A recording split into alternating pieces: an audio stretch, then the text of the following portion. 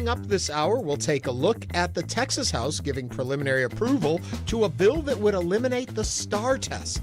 I'm Ernie Manous. And I'm Celeste Diaz-Sherman. We will also talk with New York Times bestselling author Katherine Center about her upcoming novel, The Love Haters. And I'm Frank Billingsley. Plus, we'll hear another installment of Friends of Frank, where engineer Lance McLeod shares his thoughts on how we can mitigate flooding. And as Ernie, Frank, and I discuss the top headlines of the day, we want your thoughts, your questions, and your concerns. Give us a call or text us at 713-440-8870 or email us at talk@hellohouston.org. All that and more right here on Hello Houston after the news from NPR and News 88.7.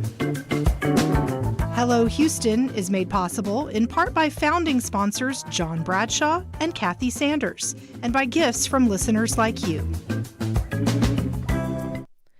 Live from NPR News, I'm Lakshmi Singh.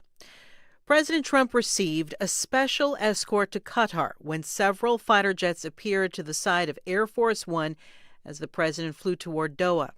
NPR's Frank Ordonez reports on the second leg of Trump's trip to the Middle East. For a second day in a row, President Trump received a lavish welcome, this time from the Qatari emir, including Arabian horses, camels, and a red carpet arrival ceremony. Trump touted their friendship and thanked the emir for helping the U.S. as it works to resolve the conflict in Gaza, as well as the war in Ukraine, and teased some upcoming news about the conflict. I think we're having some pretty good news coming out of there today and maybe tomorrow and maybe Friday, frankly.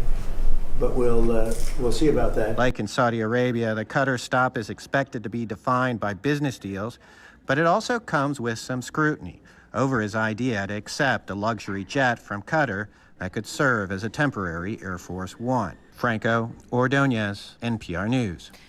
In its first-in-the-nation ruling, a federal judge in Pennsylvania greenlit President Trump's use of the Alien Enemies Act. The rarely used wartime power has been used by Trump to quickly remove Venezuelan migrants, but until yesterday, it had been blocked by other judges. We have more from NPR's Sergio Martinez Beltran. Federal Judge Stephanie Haynes said Trump's invocation of the Alien Enemies Act can proceed. She said there's enough evidence to support that the Venezuelan gang Tren de Aragua is committing a predatory incursion in the U.S. But Haynes, a Pennsylvania judge who was appointed by Trump, also ruled the government must give the accused, who are subject to removal under the Alien Enemies Act, 21 days' notice and an opportunity to be heard. Trump has used the act to remove more than 200 Venezuelan men to El Salvador. Many of them do not have a criminal record in the U.S. or elsewhere. Federal judges in Texas, New York, and Colorado have blocked Trump's use of the act. Sergio Martinez Beltran, NPR News, Washington.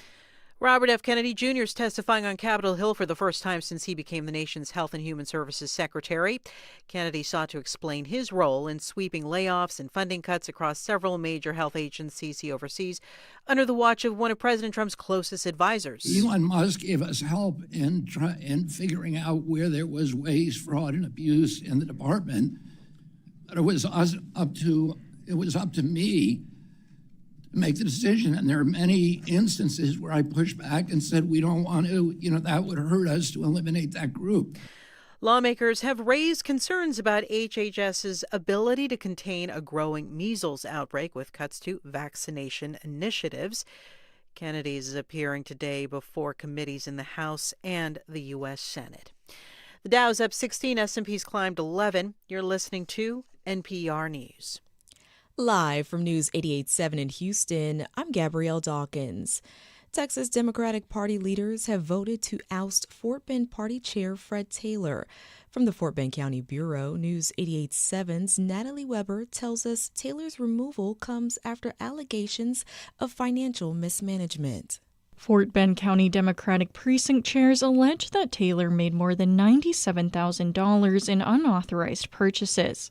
In February, they passed a resolution calling for the statewide party to remove Taylor from office. The resolution also alleges that Taylor refused to work with the party's secretary. Taylor has denied allegations that he mismanaged the party's money. He says most of the expenses can be attributed to pre-authorized automatic withdrawals and a gala whose costs were later covered by sponsors. The former party chair also alleges he's being removed because he was investigating corruption under past party leadership. From the Fort Bend County Bureau, I'm Natalie Weber, News 88.7.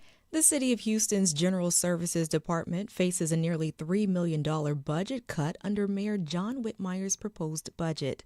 The slash will come as the city has $760 million in deferred maintenance. CJ Messiah directs the department. Some people say we're going to do more with less. I'm not a believer in that, and we're going to do what we can with what we have. If nothing is done to improve city facilities, he says the deferred maintenance price tag will balloon to $1.4 billion within 5 years. A Harris County Sheriff's deputy and 3 other people were involved in a major crash yesterday in West Harris County. The incident happened around Cypress Lakes High School. The deputy was taken to the hospital by ambulance. Their condition is unknown. That sheriff's deputy's vehicle actually flipped over, and the crash is still being investigated. It's 82 degrees on the UH campus, sunny with a high near 95. I'm Gabrielle Dawkins, News 88.7. Support for NPR comes from NPR stations. Other contributors include Charles Schwab, offering investors choices like full-service wealth management, advice, investing, and trading on Thinkorswim. Learn more at schwab.com. And from the Doris Duke Foundation.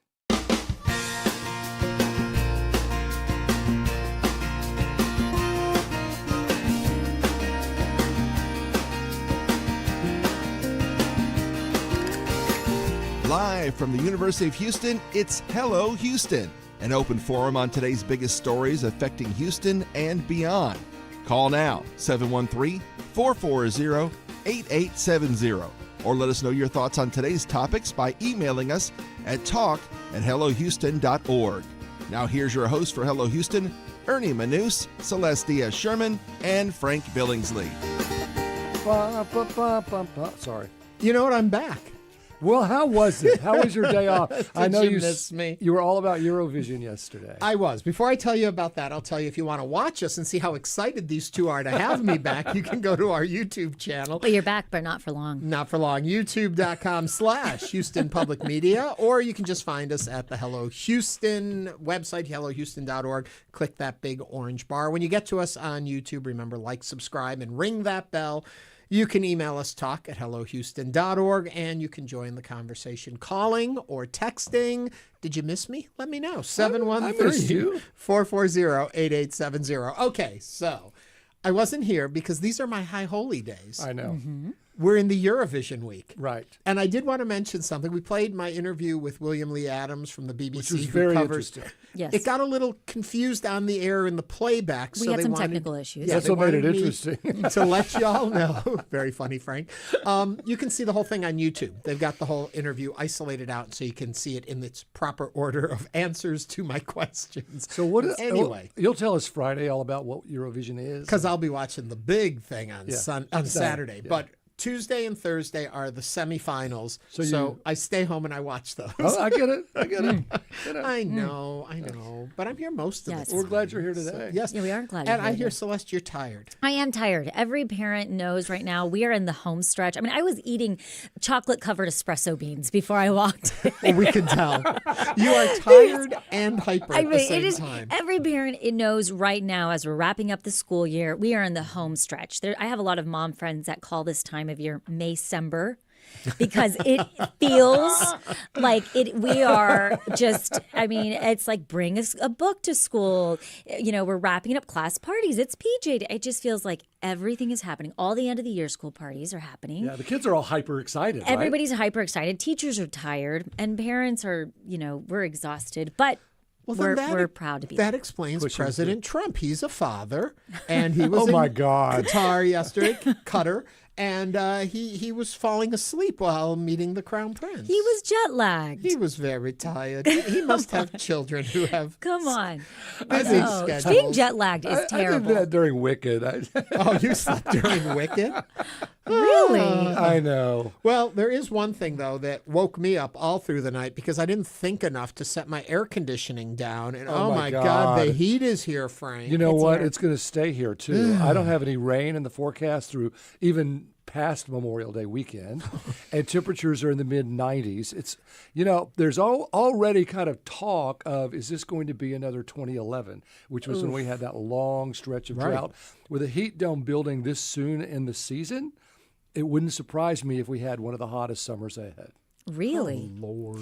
Well, it's not going to suddenly cool down in June. What I mean by really, that's it's very different when it's very long and it's very hot. I mean, I remember, was it in 2011 when we had that heat dome? No, it was more recently when we had that heat dome. Well, we had several, but that 2011 was the drought. When the drought, and 100 degrees every day in August. Okay, the drought. Yeah. The heat dome is what got me. That summer, I remember it was about 2 or 3 years ago. That was tough. Well, what happens is what we call a positive feedback, but it's for negative reasons. So the heat dries us out. The dry makes it hotter. The heat dries it out. The dry makes it hotter. And you get into this circle, and once you get it going, it's very hard to stop it. Especially, even a tropical storm won't fix it. We'll go right back to it. So what we're seeing now is that positive feedback for a negative reason. Each day it's getting a little hotter, it's staying dry, and a little hotter and staying dry. And so that's what concerns me. So all those things that the TV weather people are telling you to be cautious about, be cautious about. And that, if I'm not mistaken, correct me on this, because of that and that heating and drying, the ground gets hard. So if we get a storm and it rains, it leads to a lot more flooding because the ground can't absorb? Well, there's no winning on that. If the ground is really moist, then it's saturated. Where's the rain going to go? Into the streets and into the houses, right? Right. So, but to your point, if it's really hard, it has nowhere to soak into, and it goes into the streets and the houses. So we lose. But the thing that gets me isn't necessarily, again, the flooding. It's that the summer shower that you're talking about, that summer storm that comes through like at that 3 o'clock time. And then it goes away, and then it's just muggy and humid and hot, and you can see, little. Yes. Well, coming up this the mosquito siren. Coming up this hour, my kids get beaten up or eaten up, and then I have to go buy all those little mosquito patches. Friends of Frank today is going to talk flooding. a little bit about Lance flooding. McLeod, who's talked to us I was trying to get there. Thank you. Guys Thank you. Lance Did y'all is have an engineer. some espresso beans too? I would love some. All right, well, let's try and funnel that or channel that energy of Celeste with the headlines of the day we'll start off with. So, the high-stakes standardized test that the state and school districts use to monitor student learning and teacher performance, known as the STAAR testing, may be going away. Yep. The Texas House gave preliminary approval Monday to a bill that would eliminate STAAR. Both the House and Senate versions of this legislation would swap the state of Texas assessments of academic readiness, or again, STAAR, with a shorter test to free up time for more instruction. Students would be tested at the beginning, middle, and end of the school year, so teachers could use test results to identify areas for improvement and shape their lesson plans. The STAAR test has long been criticized for being too rigorous to accurately reflect grade level standards. Many educators also say preparing students for the test takes up too much classroom time without improving instruction. Are you in favor of getting rid of the STAAR test the way we know it now, one big test, or do you think that we're moving in the right direction by breaking it up? Well, give us a call, 713-440-8870. Ernie? I'm curious what you have to say, but I want to tell you what I think first. No. Once again, the number 713-440-8870. What I was going to say is I always go back to better the devil you know. I always worry, okay, so they're going to take away STAAR.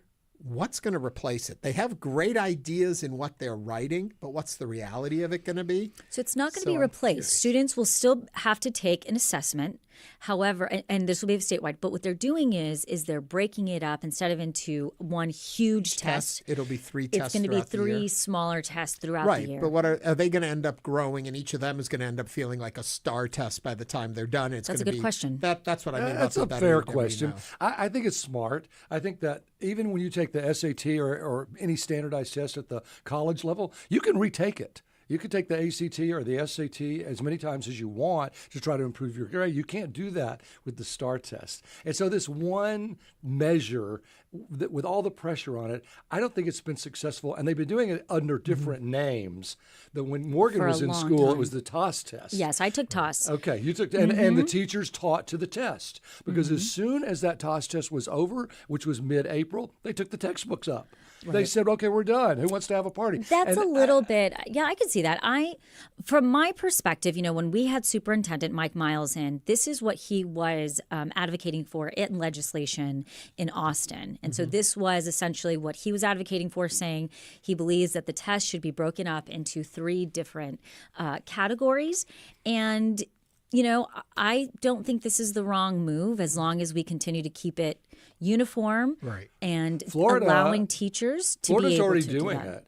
And in fact, if you just look at the whole United States, there are, I know, no surprise, Louisiana's doing it too.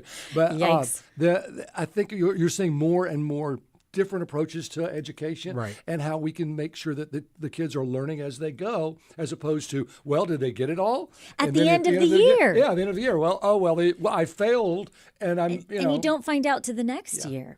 Yeah. And these test scores come back in a week. 713-440-8870. What do you think about the STAAR test? Let's find out. Andy from Spring is on the line. Andy, what do you think?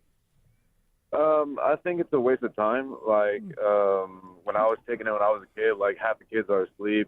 They're not really even prepared for it. Like, even and then you're supposed to use it as a way to get into college or to test out, into certain classes in college. And a lot of the times those grades aren't qualified for that. So it's like, what are these kids doing? Like, they should be definitely using their time better. Andy, when you say that kids weren't necessarily paying attention and stuff, was that in high school, middle school, or elementary school? Where do you think it should go away? I'm thinking more of high school. High school, yeah. They're trying to prepare for college and stuff like that. They're not worried about this test. You know what I mean? Andy, do you think 3 tests in the year would be better than 1 big test, like you say? I think 0 testing. I think they should in high school. In high school especially, they should take that out. But that's just my input. Andy, thank you very much for your call. You can give us a call at 713-440-8870. Robin from Spring is on the line. Robin, what are you thinking about this? Hi, I'm actually an educator at a small private school, and we do this actually 3 times a year, testing at the beginning, middle, and end. And we use what's called a MAP test. And it's connected to the IXL online learning that all grades have to use from pre-K all the way through high school. And it evaluates, and then the teachers can put the kids at whatever level they are at in their particular subject area. So I think it's a much better way to use testing to improve the education process and to make sure kids are learning at the level they are at. What about the pressure on students? Do you see it's different when they're shorter, smaller tests, or do you think the anxiety is there throughout the year more?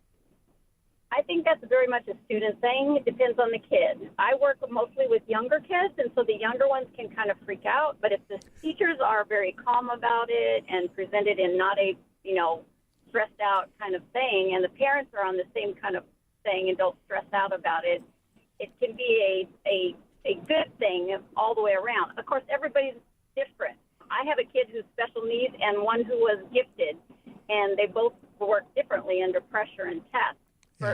Well, this is a great perspective. Much better evaluation. Well, HISD does do MAP testing. So this week, May 20th, they will have their math MAP testing. May 21st, they'll be doing reading MAP testing. And May 22nd, they'll be doing science MAP testing at the elementary level. So they do it in public school. Robin, before I let you go, I'm just curious, as an educator, as a teacher, and you know your individual students and you're teaching to them, and then they take these tests, how accurate do you find these tests in truly showing you where each student really lies? Do they reflect it accurately? Not always. No, not always. Again, that depends on the test. If a kid is ADHD or they have other learning challenges and they don't do well in a testing situation, it's not going to be accurate at all. I think it's just a tool in the toolbox. Well, that's a good one. Robin. Thanks for your perspective. Yeah, that's great.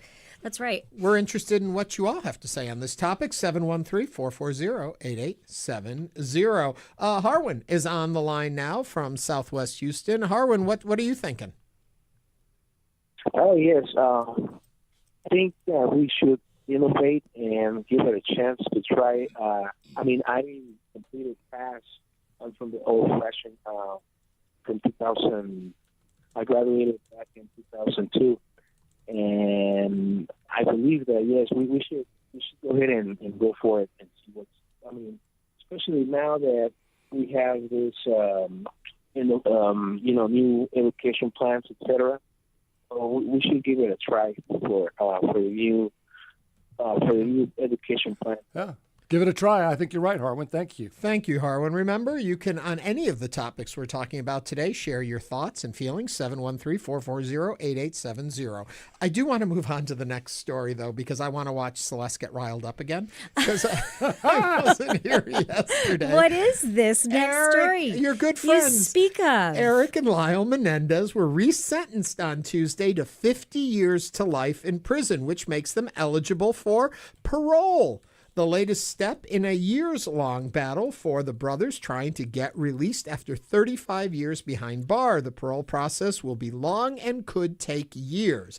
Lyle and Eric Menendez were initially sentenced to life without the possibility of parole for the 1989 murders of their parents, Jose and Kitty Menendez. They have the support of over 20 family members in their effort to be freed. Before Celeste goes off, what are your thoughts on the resentencing? Right or wrong? 713-440-8870. Celeste, have at it. Listen. This was my issue, and I felt like maybe perhaps I didn't eloquently, fully explain my point. This was clear. Just speaking strictly on this case, I felt that this was clearly very premeditated. I thought during that time, it was very obvious that they knew what they were doing. There are lots of support. They were in positions of privilege where they had access to therapists. They had access to all kinds of resources.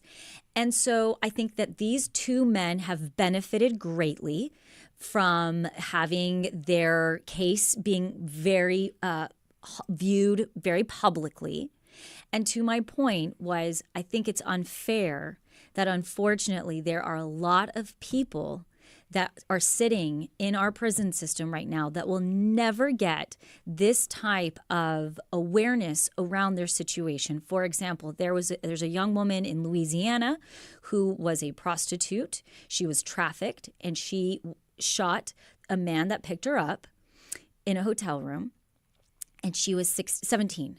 They tried her as an adult. Long story short, she will never get this opportunity, and she is sentenced to life in prison. And there are numerous types of situation like that where sometimes our justice system does not feel equitable. Well, it was premeditated because for years, since they were 6 years old, they had been abused by their father.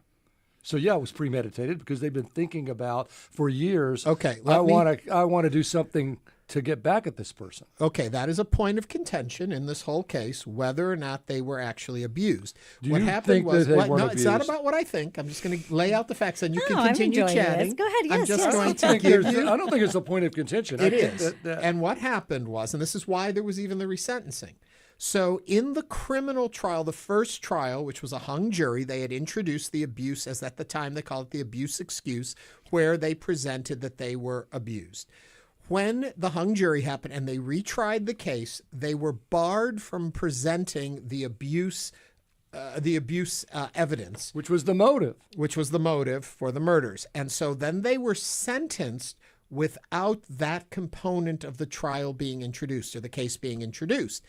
All these years later now, there has been found and suggested new evidence that does support the brothers' claim of sexual abuse. One being a letter that Eric wrote to his cousin in 1988, right before the murders, in which he implied that he was being abused by his father. And then the other piece of the puzzle that came out, there was a documentary about Menudo, the boy band, and Roy, one of the members of the band, says that Jose Menendez drugged and sexually abused him, showing a pattern of behavior for the father.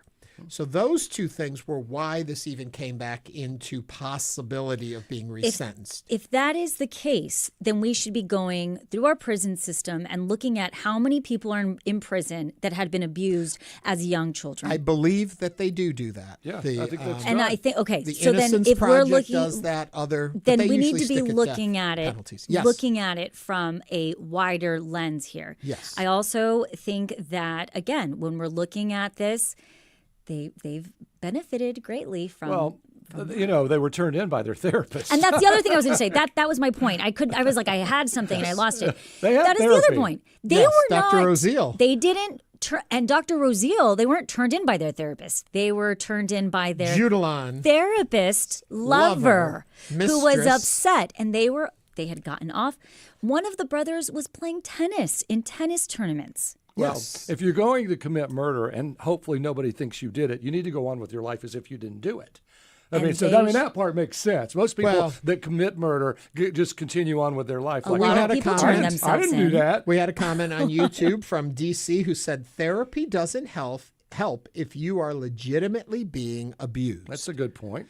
I'm not a therapist, but perhaps this person is or has been through it. I don't think necessarily that therapy will obviously change anything of your past. However, I do think that it can greatly benefit someone moving towards healing. Yes, absolutely. I will throw in another thing. With the way they were sentenced, in California, there's the Youthful Offenders Law, which says if individuals commit a crime before the age of 26, which these two gentlemen were, or gentlemen, boys, that they be eligible for parole.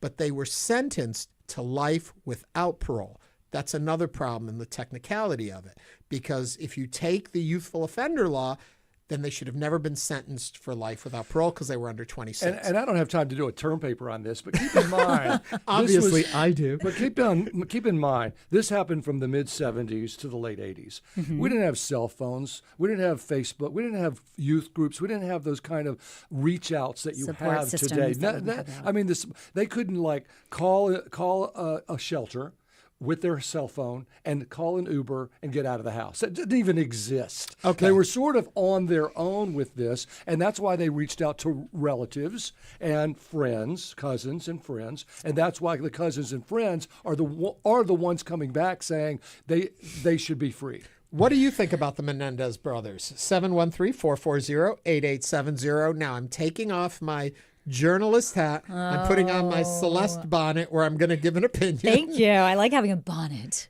In those days, those boys of privilege had many opportunities to get out and to go another way. They made a choice. Wait, they didn't have control of the money. Their father did, and he was the one abusing They them. had family. They had places they Apparently, could had go a for family, safety. They the had a family Mercedes. depended on Jose. Jose was a bazillionaire because of video games and all of that. He was a very rich man, and he controlled the purse strings They of could all have of them. easily zipped But over in their convertible that- Mercedes down Yes. Hollywood Boulevard. One of them and didn't got even to live at theirs. home. One of them was away on the East Coast in school. They had the ability to leave. They would have had to leave the trappings of their lifestyle behind. Yes. Their father would not have been happy. Yes. But with Celeste Point, there were alternatives. Now, I'm not saying they obviously chose poorly in how they handled Why the did they kill their situation. mom? Well, she let it happen. She stood there. She would keep, according to them and some of the relatives, when this abuse was even happening, she kept people away from the bedroom saying, don't go upstairs. Yes. And you could hear There this is- happening. There is an argument. She also was an abused wife and therefore feared. And abused, I don't mean physically. I don't know if they're physically, but mentally and psychologically, she too had troubles. It was in no way am I saying that they were a healthy family. Not in any stretch. What actually happened, we don't know. Well, and let me point this out. We still have trouble believing them. Can you imagine in the 80s? No, you're right. We are in nobody different believed anybody stigmas. back then. Right. You're right. There's still a lot of stigmas, and even right now, people are abused, and it's very hard to come out. Why did you do something about it? Well, when you're being abused, but I do think you can do things about it without having to shoot your parents. But yeah. And Richard brings up the same point in a text to us. He said, if the father abused them, why did they kill mommy? Because mommy let it Don't happen. hurt mommy. Right. And if you remember the case, too, the testimony was that after they had shot the parents, the father was dead. The mother was, and this was a big Not part, to get gruesome. creeping around the coffee gosh. table. And then they went and they reloaded and they shot her. She had already been shot a few times. She was no threat to them in the moment. At that point, the question then becomes, the Money. source of the problem has been stopped. Mom may have let it happen, all that. Things are changing now. Could they have let mother live? Why did they kill her too? Well, as you say, the parole may take a while. Yes, and still the parole process and will take a they're gonna while. be in And there in for a their while. defense now, I don't know if they'll be fast-tracked. Keeping them in prison, does it solve anything at this point? They've been in there 35 years. They have lived, for the most part, exemplary prisoner lives. It's very hard to do that when you have no possibility of parole.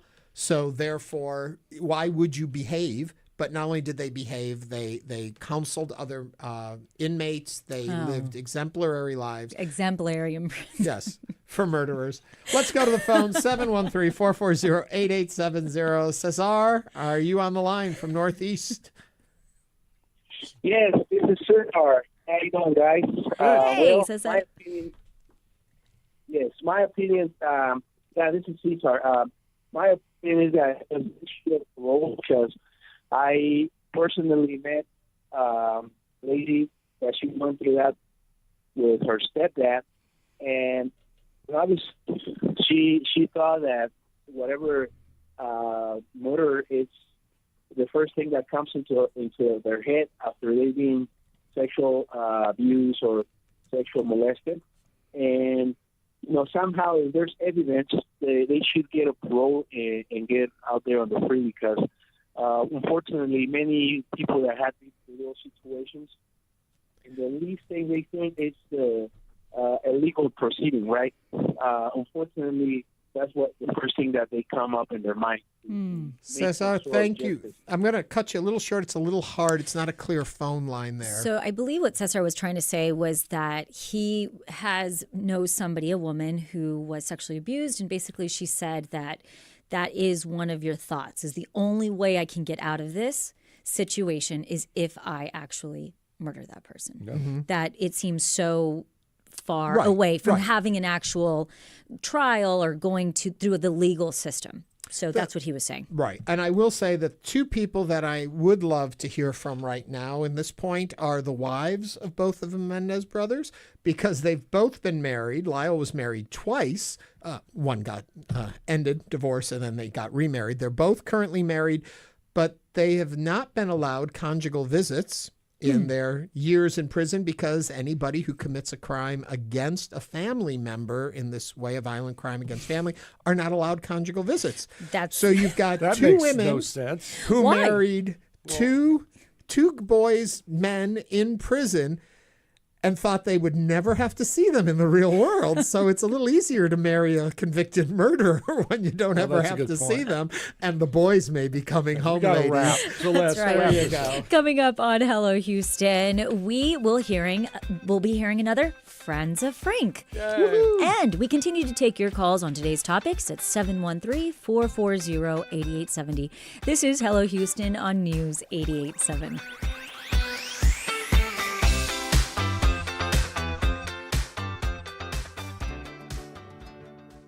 New research has doctors rethinking our approach to treating ADHD. The effect of stimulant medication seems to be more emotional than it is cognitive.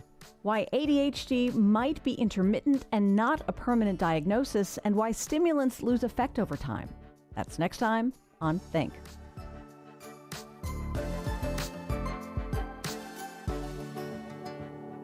You can hear Think. It's coming up tonight at 10 o'clock.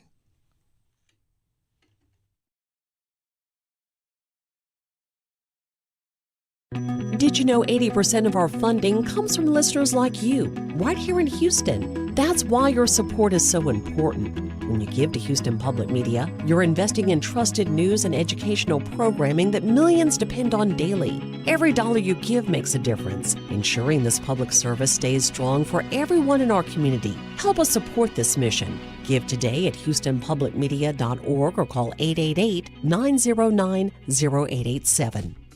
Support comes from Downtown Houston Plus, with new businesses like Tenfold Coffee Company, Meow Wolf, Barbacana, Punchline Comedy Club, and Bubble Boba. Details at downtownhouston.org. Support for Houston Public Media comes from attorney mediator Ron Bankston, providing in-person, video conferencing, and hybrid mediation and arbitration services. More information is available at ronbankston.com. Support comes from Rice University's Baker Institute, offering a forum for informed, nonpartisan, civic-minded engagement on the most pressing issues facing Texas, the U.S., and the world. More information about becoming a member is at bakerinstitute.org/membership. Support for Houston Public Media comes from listeners like you and from Medical Bridges, delivering life-saving medical supplies to underserved communities in over 100 countries, and right here at home. Ways to get involved at medicalbridges.org.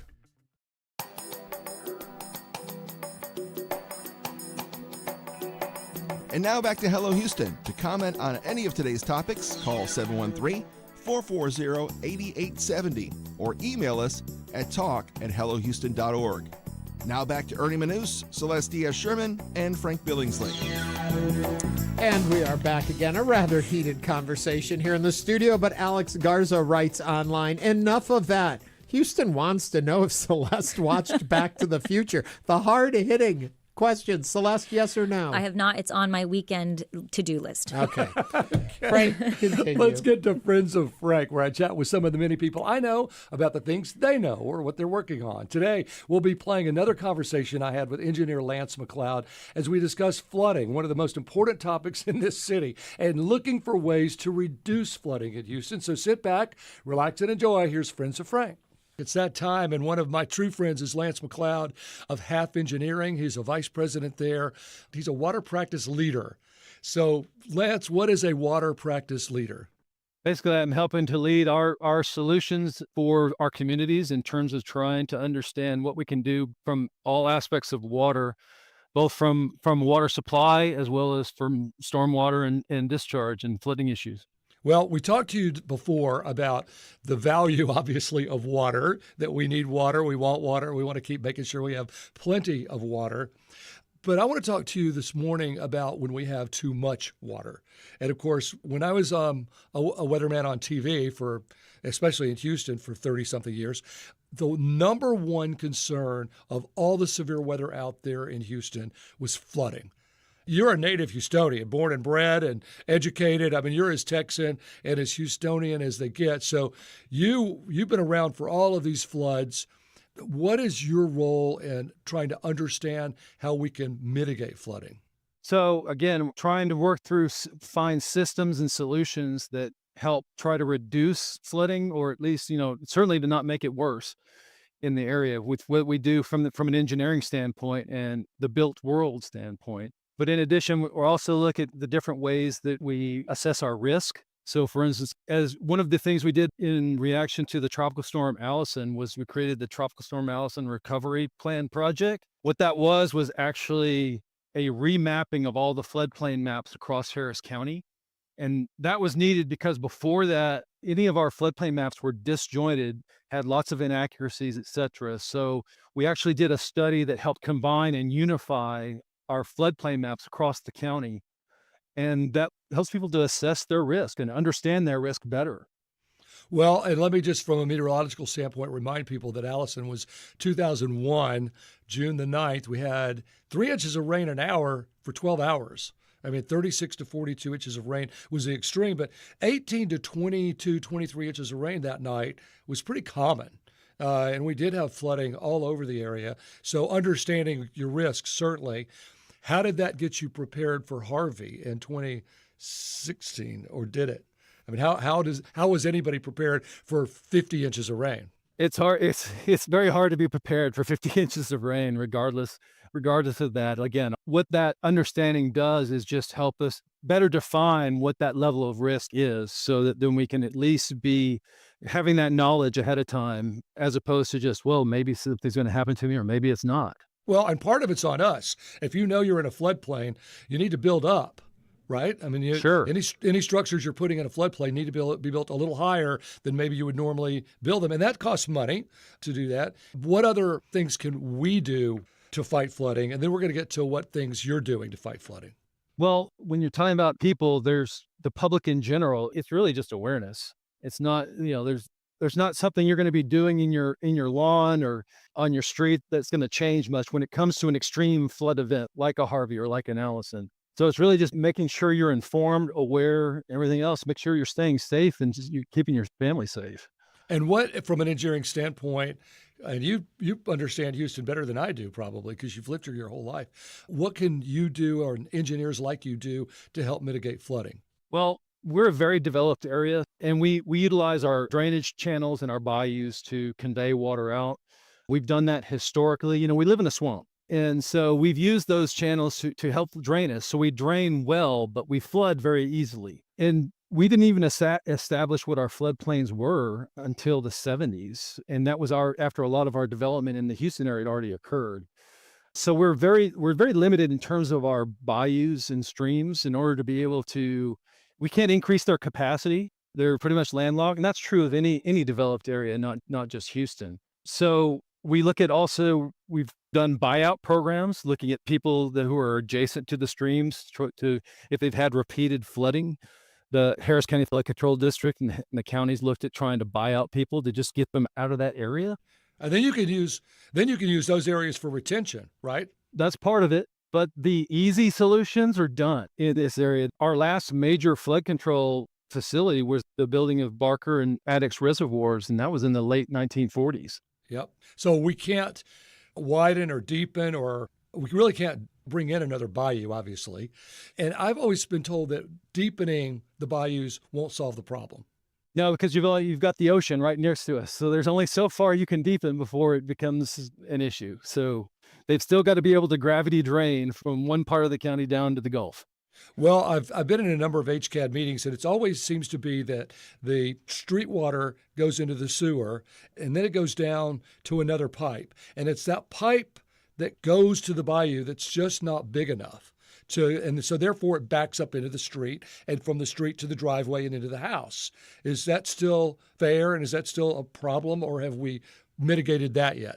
Well, it's fair, but the issue there is that our drainage systems of that nature are meant for our normal occurrence of drainage.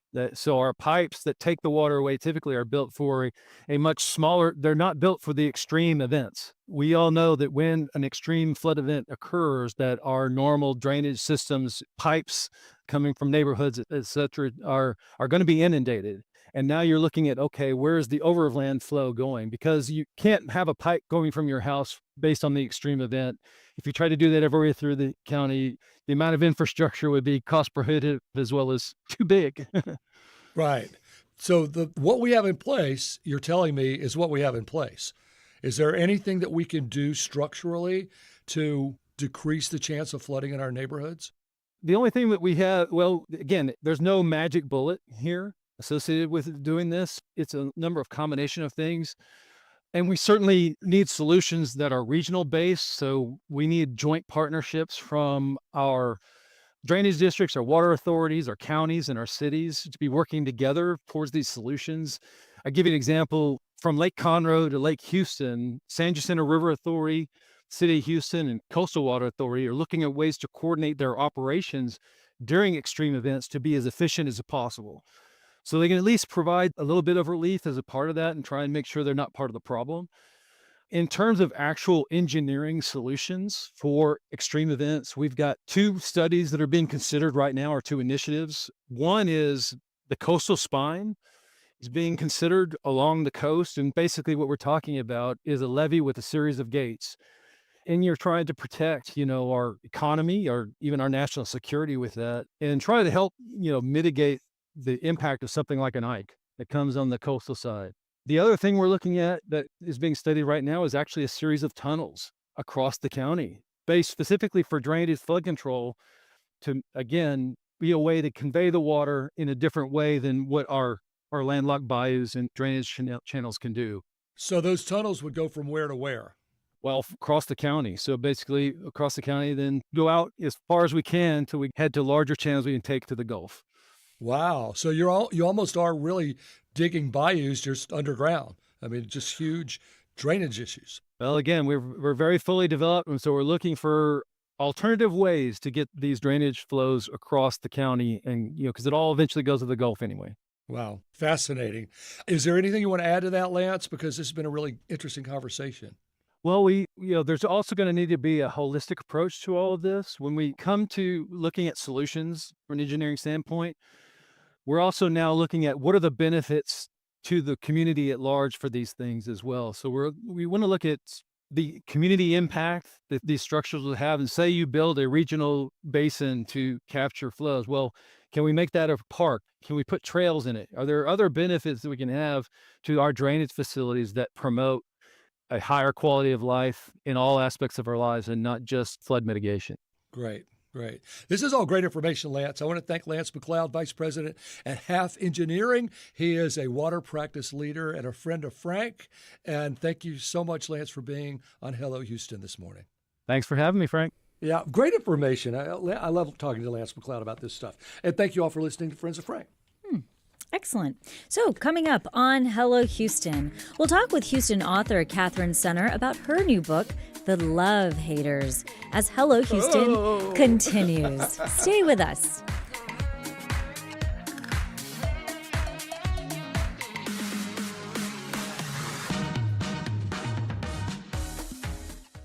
When you hear a story on Houston Public Media, you know it's been carefully reviewed and put together by journalists who take the time to get it right. Your support helps keep our reporting clear, balanced, and factual. Because when you have all the facts, you can make better decisions for yourself, your family, and your future. Protect the news that you rely on. Give now at houstonpublicmedia.org/donate or call 888-909-0887. I'm News 88.7 afternoon anchor Gail DeLauder. Being the voice of news in Houston is something that you take incredibly seriously because a lot of time we're presenting big stories, we're presenting dramatic stories. A lot of times people tune to us and it's the first time they're hearing about it. So you want to present it with accuracy, with sensitivity. You've got to be on point. You've got to explain things clearly because you're basically talking to your fellow Houstonians and letting them know about what they need to know. Support for Houston Public Media comes from Live Nation, presenting Hauser, The Rebel is Back Tour, live in concert at Smart Financial Center at Sugar Land, Tuesday, May 20th. Tickets available at smartfinancialcenter.net. Support comes from Houston Public Works, with tips to prevent clogged pipes, backups, and unexpected expenses, like never pouring fats, oils, or greases down the drain, but letting them cool and tossing them in the trash. More at protectourpipes.org. Support for Houston Public Media comes from the Near Northwest Management District, with a developer-friendly environment and Houston's 6th largest business center. More information at nnmd.org, at the intersection of innovation. Support comes from GenPro, a Houston-based home generator service providing power to homes during unexpected outages, helping with connectivity and productivity. More information is available at genpro.com.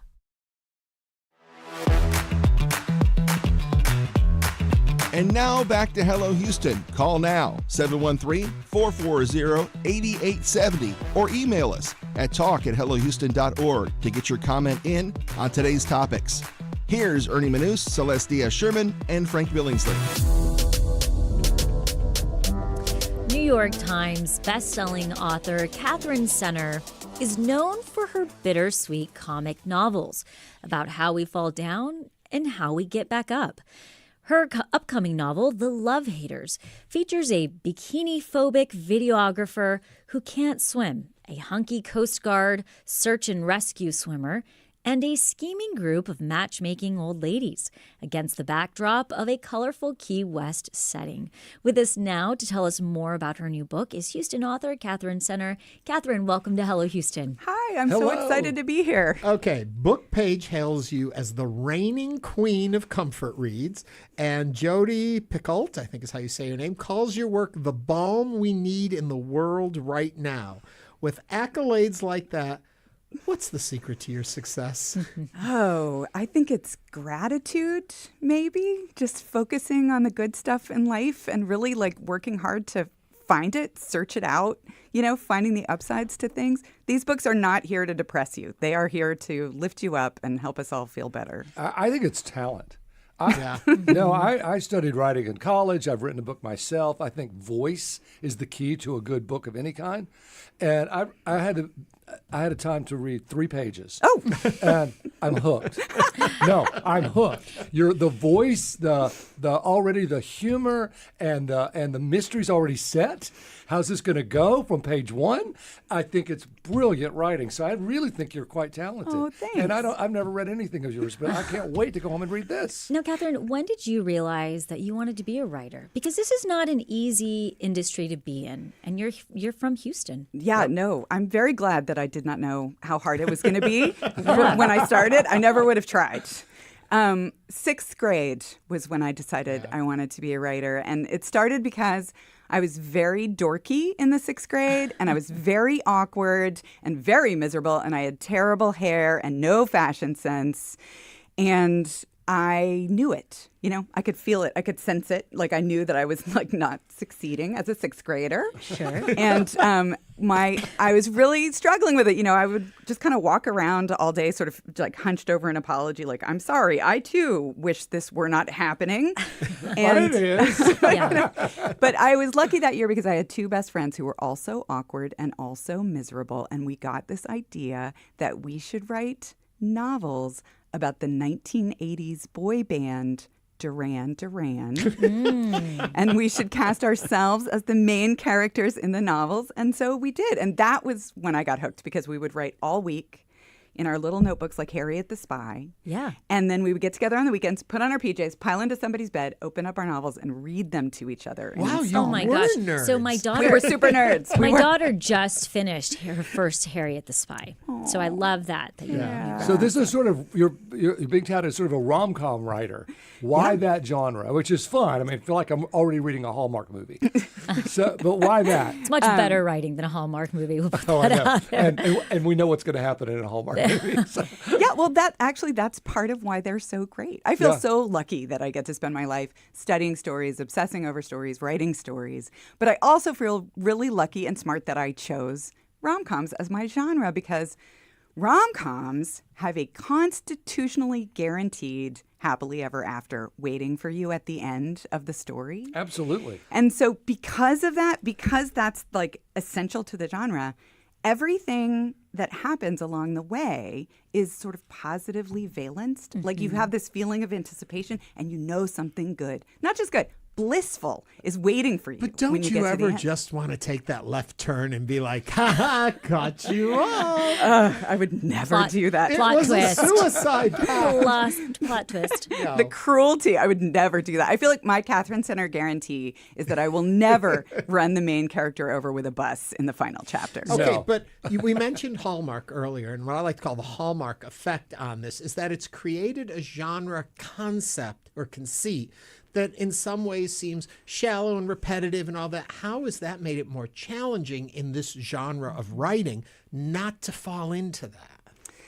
I think the trick to all of that is to make your characters incredibly complicated, messy people who are struggling with things, right? So all genres have tropes, by the way, not just love stories. You know, military stories have tropes, mysteries have tropes. We all, love a great mystery about some British person in a giant mansion who has to solve a mystery, on a weekend. They've all got them. Romance has them. And I think the trick to writing really good stories in any genre is to play with those tropes, right? And to make them fresh and to rework them in new ways. Well, even the title, The Love Haters, that right there sets up, what is going to happen here? Yeah, you're putting opposites together and it kind of creates this energy, which is actually how I feel when you're putting a story together at the very beginning and you're figuring out what are the big pieces in the story going to be, like the big components of the plot. I always feel like they have to have that feeling between them that's like when you're trying to put the wrong sides of 2 magnets together. You know how they can resist each other a little bit? Whatever that tension is, that's what you need in the pieces of your plot that they sort of push against each other. And that's what kind of lights the story up from the inside. Talk to me about inspirations, because critics frequently liken you to both Jane Austen, pretty impressive, and Nora Ephron. Did they inspire your writing, or do you have inspirations out there, or did this just come from within you? I would say a little Sylvia Plath is in there. Oh, that's interesting. I love Sylvia Plath. Oh, I do too. Well, I think Jane Austen had a kind of insight into society and into people that kind of maybe is similar to what I do. And then Nora Ephron is the queen of dialogue, right? Yeah. And that's kind of my strongest thing, like dialogue. I never ever have to think about writing dialogue. I've never read a book about how to write dialogue. I just put the right people in the right situation and they start talking to each other, and then I just take dictation. We want to remind you, we're speaking with Katherine Center, the author of the Love Haters book, and you can join the conversation at 713-440-8870. Now, quick question for you. If somebody's listening and they're saying, you know what, I have a passion for writing and I would love to publish a book, where should they start? And what advice would you give to somebody who's like, I would love to write? You should do it. Yeah. Writing is no matter what happens on the publishing end of writing, the act of writing itself is really nourishing, right? So even if you just write it and just your mom reads it, which is how things were for me for a long time, just doing it is making you a better person, right? Just doing it is connecting you with all kinds of insights about life and what you think really matters, and you slowly get better. And it is a very slow process learning to write. You can't just do it in a week. So my advice to sort of young writers always starting out is that you should practice the art of self-encouragement. You should pay attention to what you're getting right, because that's going to show you where to go. The more things you can see that you're getting right, the more things you can do like that as you go along. Okay, let's talk about Key West. Because, we have Coast Guard in Galveston. You didn't choose Galveston. I've been on a boat they've actually stopped in Kemah. But, so why Key West? I was going to write a book before the pandemic that was set in Key West on a cruise ship. And then the pandemic happened, and I thought, well, no one's ever going to go on another cruise ship again. And so we actually shelved that book. Oh, no. And so, but I still had been to Key West, and I still had this location sort of bright in my mind. And so I brought it back for this story in this new way. I've been so many times. I love it. It's so beautiful. It's magical. So charming. It really, really is. But I will say I did do research with Air Station Houston. There you go. The Houston Coast Guard. I went and hung out with them. And, it was my husband's idea that I write this book, because he was like, if you want to write about courage and altruism, you should look at the Coast Guard. Yep. And I had never really thought about the Coast Guard too much before that. But he sent me a few videos, and I was like, this is a great idea. Yeah, we should definitely do this. So I got in touch with their big, production company that lets you come in and do stuff. And they let me come down there and hang out, and I had so much fun. I was terrified to meet them. I knew that I was not qualified to be hanging out in the Coast Guard. And they were so kind and welcoming, right? And they talked to me for hours and hours about the job and how it all works. And then I got pretty comfortable, and we started taking pictures for Instagram, Mm-hmm. And after a while, my husband saw the pictures, and he was like, what kind of questions are you asking these people? What is the research exactly? Well, we do have a question from one of our YouTube watchers, and he wants to know how hard copy books differ from digital copies, or just listening to them, in your opinion, Katherine. Oh, well, hard copies are, let's see, they're hard. Fancy, right? and they're for a lounge chair at the beach. And this particular one is one for the trophy shelf, because it has these pretty stained edges on the paper, and it's got special end papers that look like palm trees. Yes. So I think people buy hardcovers when they really think they're going to want to keep it for a long time and get it signed and have the value go up. Paperbacks are easier to tote around, and they don't weigh as much. Audiobooks are great for being on the go. They're company. Really quickly, you're about to leave us, but I do want to remind everyone, you are receiving the UH Distinguished Alumni Award this year. I am. Congratulations on that. That's awesome. And St. Martin's Press, not too shabby. Thank you. Katherine Center is the author of The Love Haters. Katherine, thank you for joining us today on Hello Houston.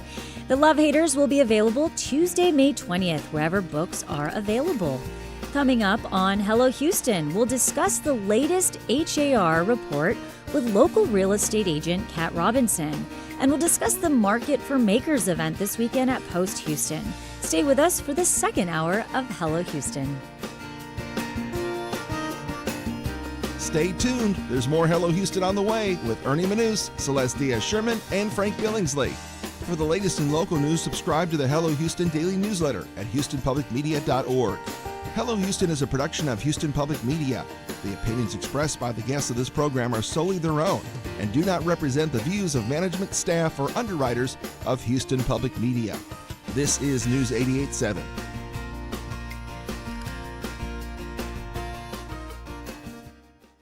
Support comes from Volunteer Houston, a program of interfaith ministries, providing opportunities for companies to connect with nonprofits while strengthening employee team building and serving the community. More at imgh.org. Warm day today will warm up to 95, lots of sunshine. Right now it's 88. This is your NPR station, KUHF. Houston News 88.7, a service of the University of Houston. It's 12 o'clock.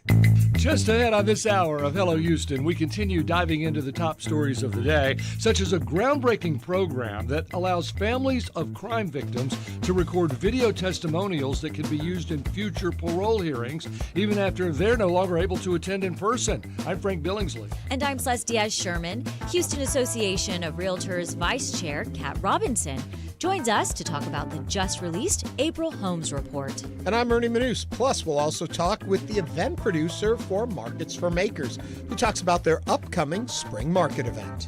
And we want to hear from you, so give us a call at 713-440-8870. You can also text that number or email us at talk@hellohouston.org. As well, watch us on our YouTube channel. Just go to hellohouston.org and click the big orange banner.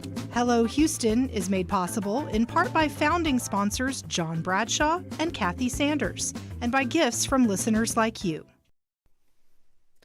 Live from NPR News, I'm Lakshmi Singh. President Trump is now on the second leg of his overseas visit to the Gulf. Upon his arrival to Qatar today, Trump and the country's ruling emir signed several business agreements, including one for Qatar's purchase of up to 210 Boeing airplanes. NPR's Aya Batrawi reports. Qatar hosts the largest number of U.S. troops in the region. It's able to maintain and expand the Al Udeid Air Base because of its massive wealth from gas exports. Qatar also plays the role of go-between for the U.S. with groups Washington doesn't traditionally speak with, like Hamas. But since Hamas's attack on Israel in 2023, Qatar has faced an onslaught of negative publicity over its hosting of the group's leaders in exile. Its ruling emir is expected to press Trump to secure a deal that permanently stops Israel's lethal offensive in Gaza and frees Israeli hostages held by Hamas. Trump recently said it's time to end this, quote, very brutal war. Aya Batrawi, NPR News, Riyadh, Saudi Arabia. Meanwhile, members of Congress have raised security and ethical concerns after President Trump said that he planned to accept a free luxury jet from Qatar to use as Air Force One. As air traffic controllers walk off the job, bridges buckle and rail systems falter, a growing number of Americans questioning the safety of the nation's transportation infrastructure. NPR's Windsor Johnston reports during a hearing on Capitol Hill today, lawmakers zeroed in on the crisis unfolding at U.S. airports. House lawmakers pressed Transportation Secretary Sean Duffy on a series of near misses, outdated radar systems, and a critical shortage of air traffic controllers. Duffy acknowledged a 35% washout rate among recruits at the FAA's training academy. When I was there, some of the young people said, if you could just give us some help, if there's some tutors that could assist us with just a little extra help we may need. A lot of these washout students are actually going to make it. They're going to be good controllers, but just give us some extra support. Duffy says the agency is on track to graduate more than 1,500 air traffic controllers this year. He says the department is also working to boost retention to keep experienced staff on the job. Windsor Johnston, NPR News, Washington. Mexico and the U.S. have a new agreement that the two countries believe will help avoid a water shortfall.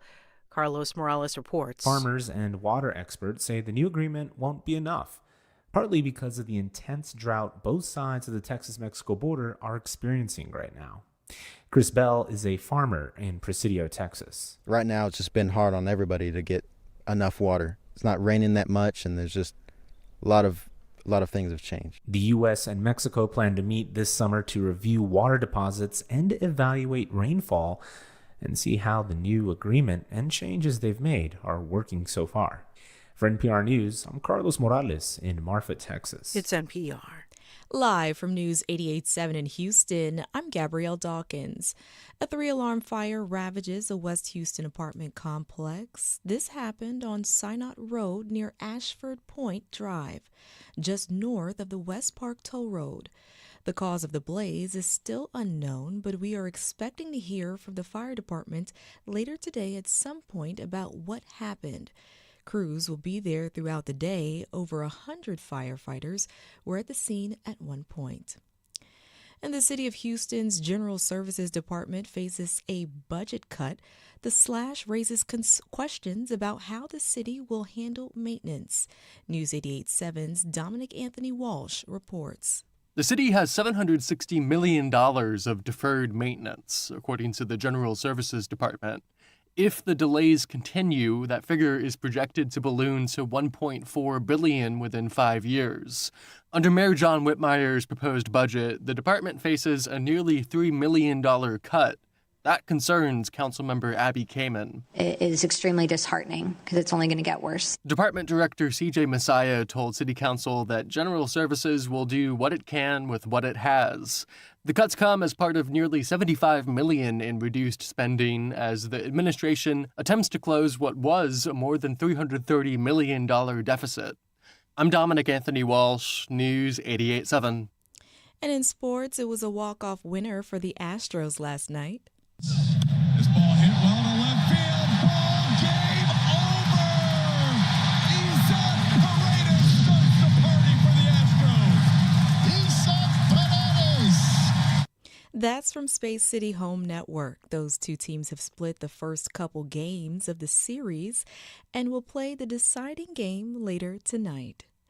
It's currently 88 degrees on the UH campus, sunny with a high near 95. Tonight, increased clouds with a low near 75. I'm Gabrielle Dawkins, News 88.7. Support for NPR comes from NPR stations. Other contributors include Capital One with the Capital One Saver Card. What's in your wallet? Terms apply. Details at CapitalOne.com. And the John D. and Catherine T. MacArthur Foundation at macfound.org.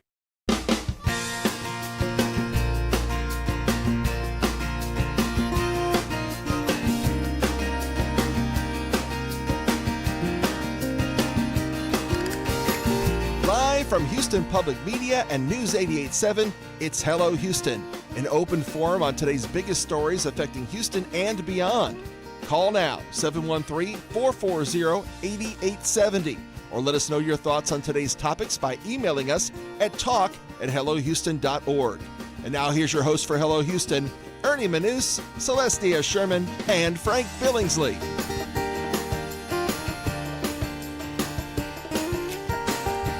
It is the noon hour here. We made it to noon, the lunch hour for folks. Remember, you can always join us and watch everything that's going on. Katherine Center was just here, and if you were watching on YouTube, you saw she signed books for us. So we have our copies of the books, and they're signed by her, and we're very happy about that. You could watch that whole exchange. It happens on YouTube, as this whole show does. So go to youtube.com/Houston Public Media, or just go over to the hellohouston.org website, orange bar, click it, and then when you get to us over on YouTube, you can like, subscribe, and ring that bell. A lot of activity going on today. Emails are coming in at talk@hellohouston.org. But you can also join the conversation with that old phone in your hand. You can text us or you can call us 713-440-8870. Whole lot still happening on the show today. We're going to be taking a look at the new homes report. Just came out for April, and we'll be giving you the update. Just came out about 8 minutes ago, so we're right in the cutting edge. It's straight off the press. And, we had Kat on last month, and this report is released every month. Mm-hmm. And so, there have been some changes, and so we're going to have Kat dive into it and explain to us looking at trends. Yeah. But as we start every hour, because we've been quite a chatty group today, we're going to jump right into the headlines. Celeste, start us off. A groundbreaking program allows families of crime victims to record video testimonials that can be used in future parole hearings, even after they are no longer able to attend in person. The Crime Stoppers of Houston's program, believed to be the first of its kind in the country, addresses a significant concern for victims' families who worry their voices may not be heard when perpetrators become eligible for parole years after the crimes have occurred. Texas law allows victims to provide information to parole panels regarding offenses, but the program ensures these powerful testimonies can continue to influence decisions even when family members have passed away or are unable to attend hearings. How do you feel about these videos to help decide whether someone is paroled or not, even after maybe that person that testifies or says their testimonial is no longer here? Give us a call or shoot us a text at 713 713-440-8870. I don't know if I haven't thought about this enough, but on the surface, I don't understand why there'd be any concern with it. You know, it sounds like a very good idea. You're allowed to review testimonies of the trial from when they were actually convicted. You do take statements. The letters are submitted. So why can't you have a video of them sharing with the parole board to be reminded of the harm that was caused in the situation, or the impact, I guess is a better way to put it, of the crime that we are talking about the parole person for? Unless I'm missing something here, I don't understand what the pushback against it is. And I'm sure you can let me know. And by you, I mean the listener. So give us a call, 713-440-8870. What is the other side of this argument? You guys, I guess my thought on this would be that who's going to be verifying these videos, testimonies? Where are they going to be logged? How are they going to be pulled? Is there going to be somebody that is going to be archiving these? Where does it go from a logistics standpoint? That's my initial thought. And I think they're not so much testimony as they are impact statements. So as far as it being like there's no need for cross-examination about how you felt. Mm-hmm. You know, this hurt my life because you took this person from me and blah, blah, blah. As opposed to this happened on Thursday and on Friday that happened. Well, then there could be pushback. Well, it says a record video testimonials. Right. So that is Testimonials. testimonials. So, I mean, I guess my thought again would be, who's going to be archiving this? Where is this going to go? Is this going to be, run under Crime Stoppers? Is this going to be run under the police department? Who has possession? Who's going to? Frank, what is the thoughts? What do you process? think? Does anyone ever recant their feelings about this? Does someone 10 years later go and say, I vouched for this person, and now or say, I don't feel the same way. I've forgiven this person, and I think this person served 15 or 20 years, and they deserve now to be released. But because you made this video 15 years ago, and I hate this person, and they should never be released, and now you've died, you can't say that. Mm-hmm. So, I mean, don't people change sometimes? Sometimes. Yeah, I mean, I would assume there's a way, or there should be in there a way to pull back a testimonial, that you can remove it from it. How? Well, I mean, if it's in the record and then you were the person who made the testimony, you can either submit an additional video, an addendum, or you can write a letter to the court saying, I would like this removed. I don't feel this way. It doesn't represent No, I'm saying, me what if anymore. the person says, never let this person out. Right. What they did to me is horrible. And then they die the next day. And then 15 years from now, they pull that and they say, this person never wanted you out. You don't really know that. 15 years might have gone by and they might have changed But their mind. they died the next day. Well, that's the problem. That's the Or problem. if a family member says, perhaps somebody's brother is going to prison, and they say, I want to tell about my brother's character and what I know of him outside of this crime, and then she passes away. Years later, are they going to go back and pull that if his parole is up? I guess. But the and who's going to archive it? Written letters, though, are submitted and then stay in the file. Right. And I believe the parole board can go back and look at letters that have been submitted before on behalf. And when the sentencing happens, they often bring up family members to give impact statements that aren't cross-examined. We are all familiar from the Jeffrey Dahmer case of the woman her outburst about, Jeffrey Dahmer, you ruined my... She said some other choice words in there, but those were impact statements that are made by family members. And again, we want to hear from you, 713-440-8870. Okay, on to a case that just bothers me all the way around. The R&B singer Cassie has returned to the witness stand today after a day spent recounting grotesque and humiliating details of her life with her ex-boyfriend, Sean Diddy Combs. During the first day of testimony today at Combs' sex trafficking trial, Cassie described being pressured into degrading sexual encounters with paid sex workers. She also recounted being beaten numerous times by Combs when she did things that displeased him, like smiling at him the wrong way. Prosecutors have accused Combs of exploiting his status as a powerful music executive to violently force women into drugged-up sex parties he called freakouts. What are your thoughts on the first day of the Diddy trial? You can call or text us 713-440-8870. Are we supposed to be shocked over these Well, allegations? my problem, and even the way we're presenting the story, is we're not giving both sides of it. The pushback has been strong from Combs' side. Of course, it would be that she was not forced into it, that he is being tried for sex trafficking and racketeering as opposed to just being a terrible human being who was in a destructive relationship with someone, which could have been abusive. But it's different than sex trafficking, that they feel that the jump to that crime, no way is anyone saying Combs is a good person or did well by Cassie or whatever. But there is concern there in how she's representing it, because she was not forced to take any of the drugs, as I understand by her own testimony. She asked about the drugs. She took the drugs. The pressures of it. Yes, there's a crime being committed here. I'm not sure it's the crime that he is being charged with, the severity of it. Huh. Your thoughts, Celeste? Well, yeah. I mean, I just said that. For me personally, this is... Yeah, I think it's a disgusting story all the way around. It's just a disgusting story all the way around. It's not surprising to me that prosecutors have accused Combs of exploiting his status.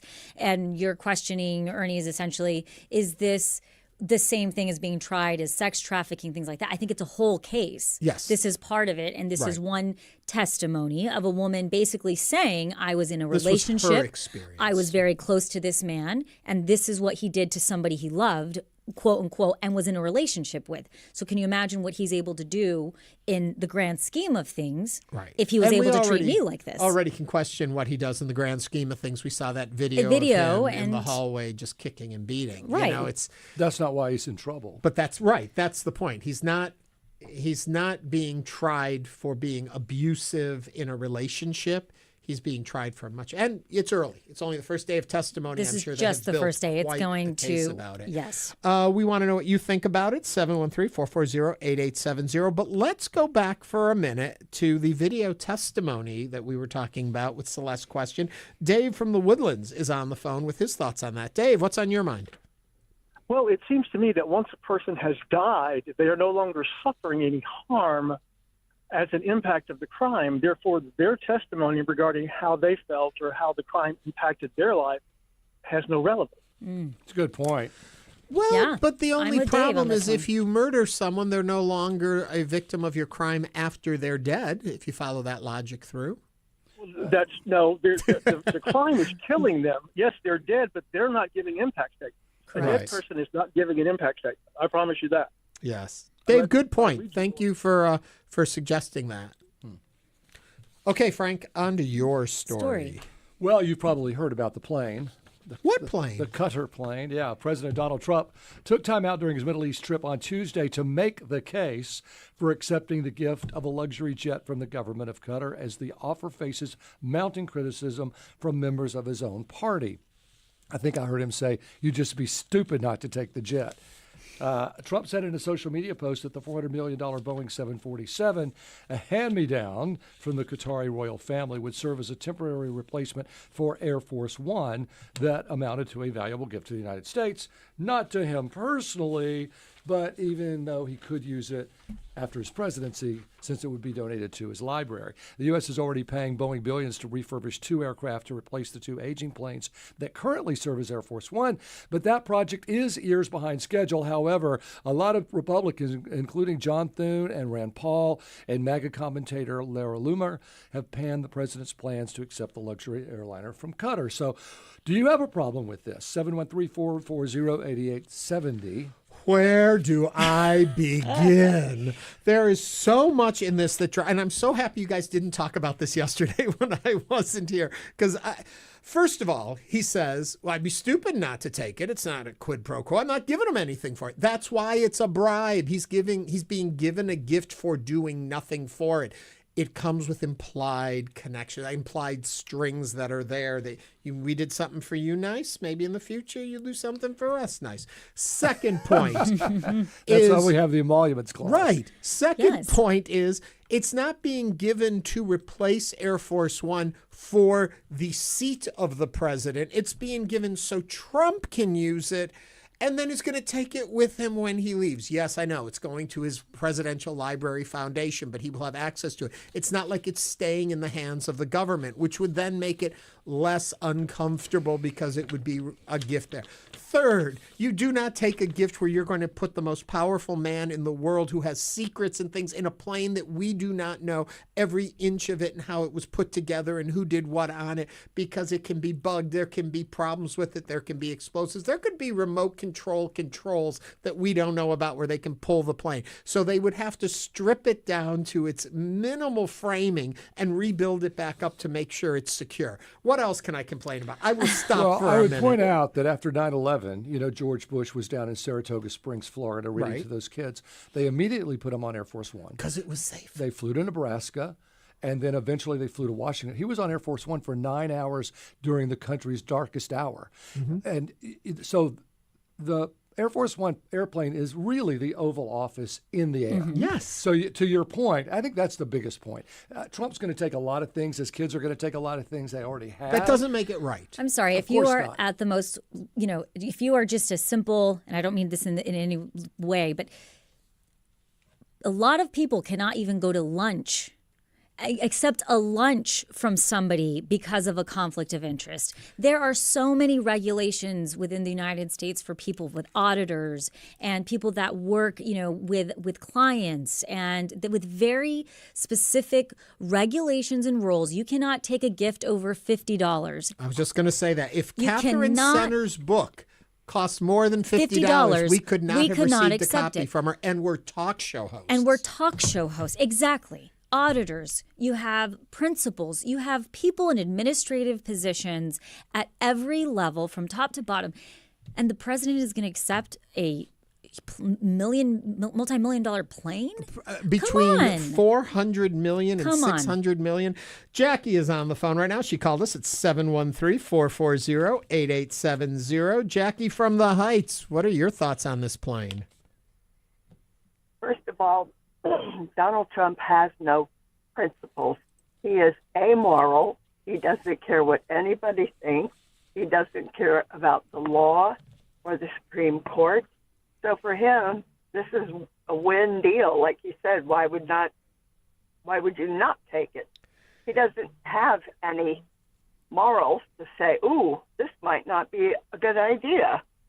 Jackie, I think you can guess I am in agreement with you about this plane part of it, that it's the moment for us to see the other branches of government step up and do what they're supposed to do. And they're doing it. Yes, and we are Both finally seeing Democrats some and of the Republicans breaking ranks. Right, yep. And maybe in the end this will be a good thing, because we have to have three equal branches of government. We have to obey the law, and we have to obey precedent. And we've wondered where the line is. Where is the line in the sand in maybe Qatar? It's a $400 million plane. Yes. Mine's only worth $300 million, and I think mine's a palace in the sky. Anyway. That's right. Moving on. Coming up on Hello Houston, we'll talk with the Houston Association of Realtors Vice Chair, Kat Robinson, about the just released April Homes Report. And we continue to take your calls on today's topics at 713-440-8870. This is Hello Houston on News 88.7.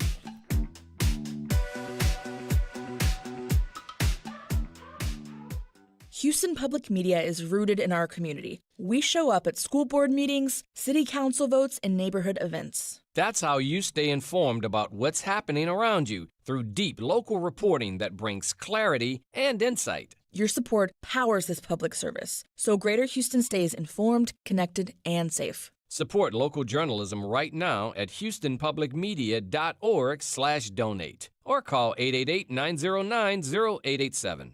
Hi, I'm Craig Cohen, the host of Houston Matters. Join me weekday mornings at 9 or at your leisure on your podcast feed for your daily guide to the people, places, issues, and ideas that define Greater Houston.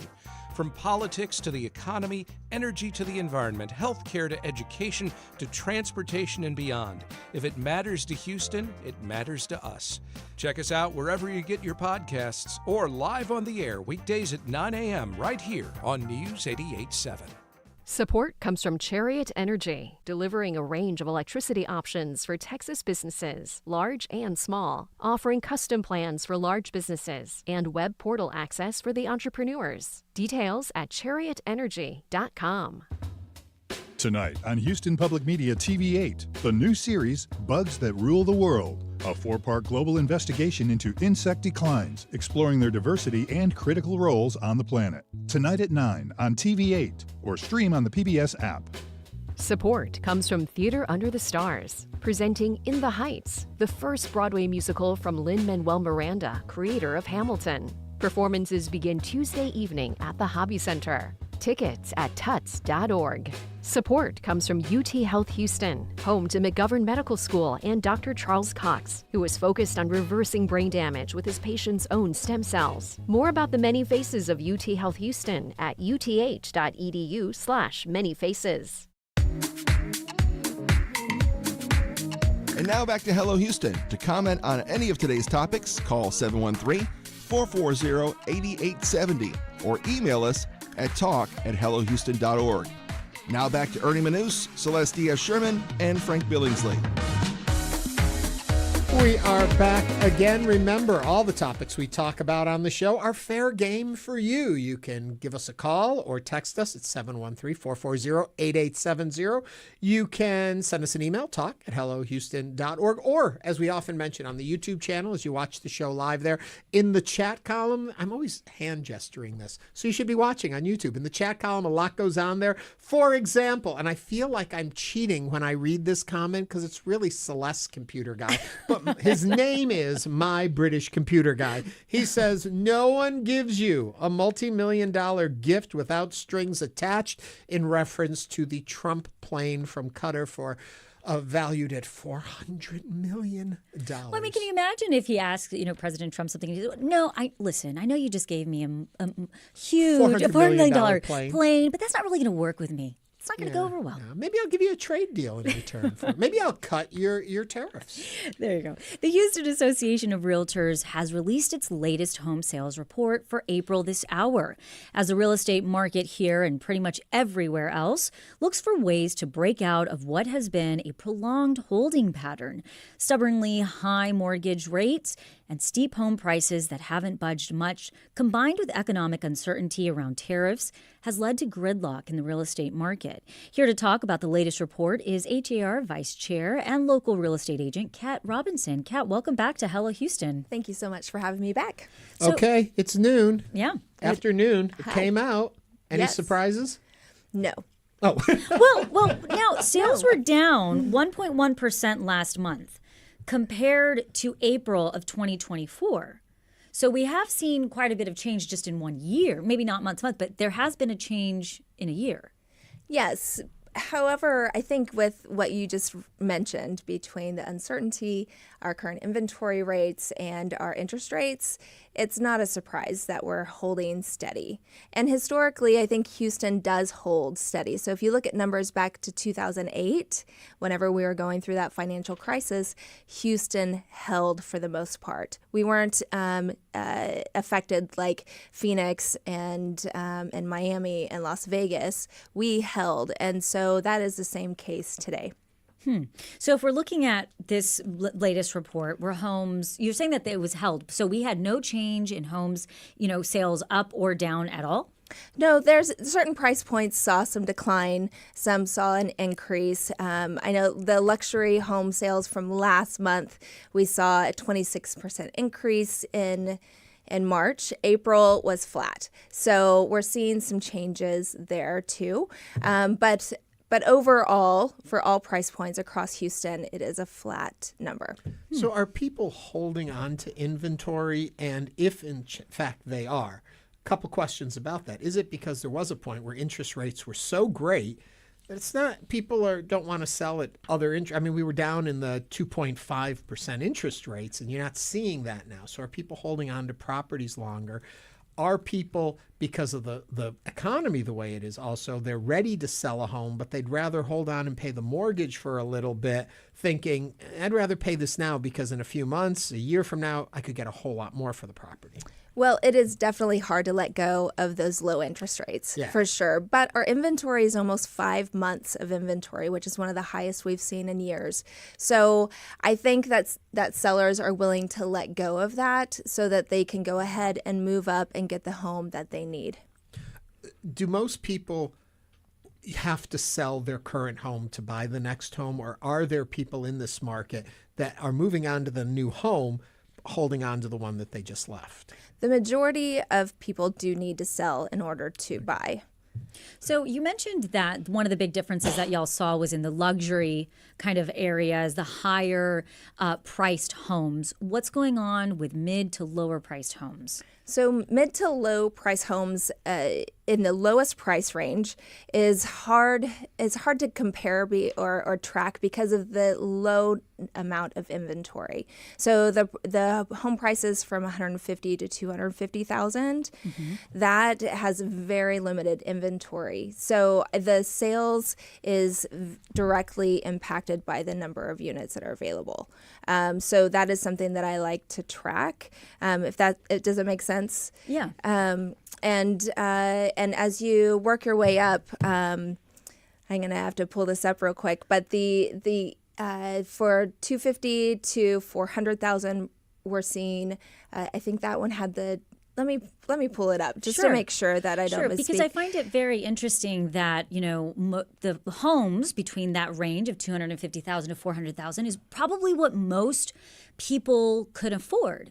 So the fact that we have such low inventory and we understand what's happening kind of in the luxury area, what I would like to see is how people that are in that price range, which is the average person, how this is affecting them and where we're seeing moves.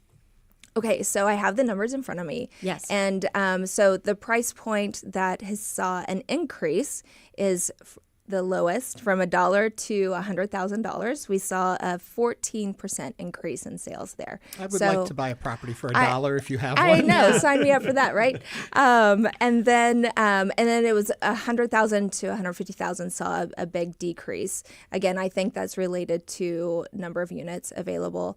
The 150,000 to 250,000 saw a 3% increase, and 250 to 500, that was almost flat, is a decrease of 0.8. 500 to a million decreased 4%, and then the $1 million above increased 1.6%. So, and a lot of the $1 million buyers, they, from my experience and my current clients that I'm working with, they've been hanging out waiting for the right house to come available. And so for 5 years, they got burnt during the COVID heyday of multiple offers, which sellers loved, buyers hated. They've been sitting and waiting for the right time to buy, and they're taking advantage of the numerous opportunities that are out there. So what percentage of an asking price are most sellers getting? So I don't have the exact number here, but I will say based upon the experience that I'm getting with my current clients, they're usually getting a 3 to 5%. Buyers are getting a 3 to 5% discount.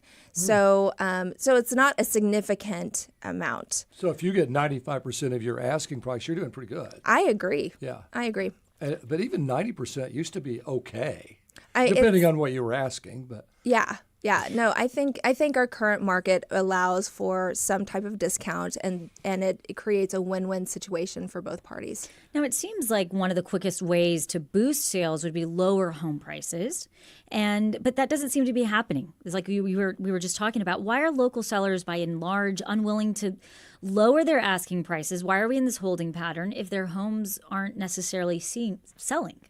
So a lot of it has to do with the timing of the market. So most sellers are willing to hold on to that price as the market changes and shifts. So just like in holiday time, most buyers aren't active. So if you're listed during the holidays, you know that it's probably going to sit through that time period, and your buyer's going to be on the other side of the new year. And most of our sellers are holding their prices because they know that May's activities are going to peak our June sales. So we've got another month to hold on tight to capture those current active buyers. Let me ask you this.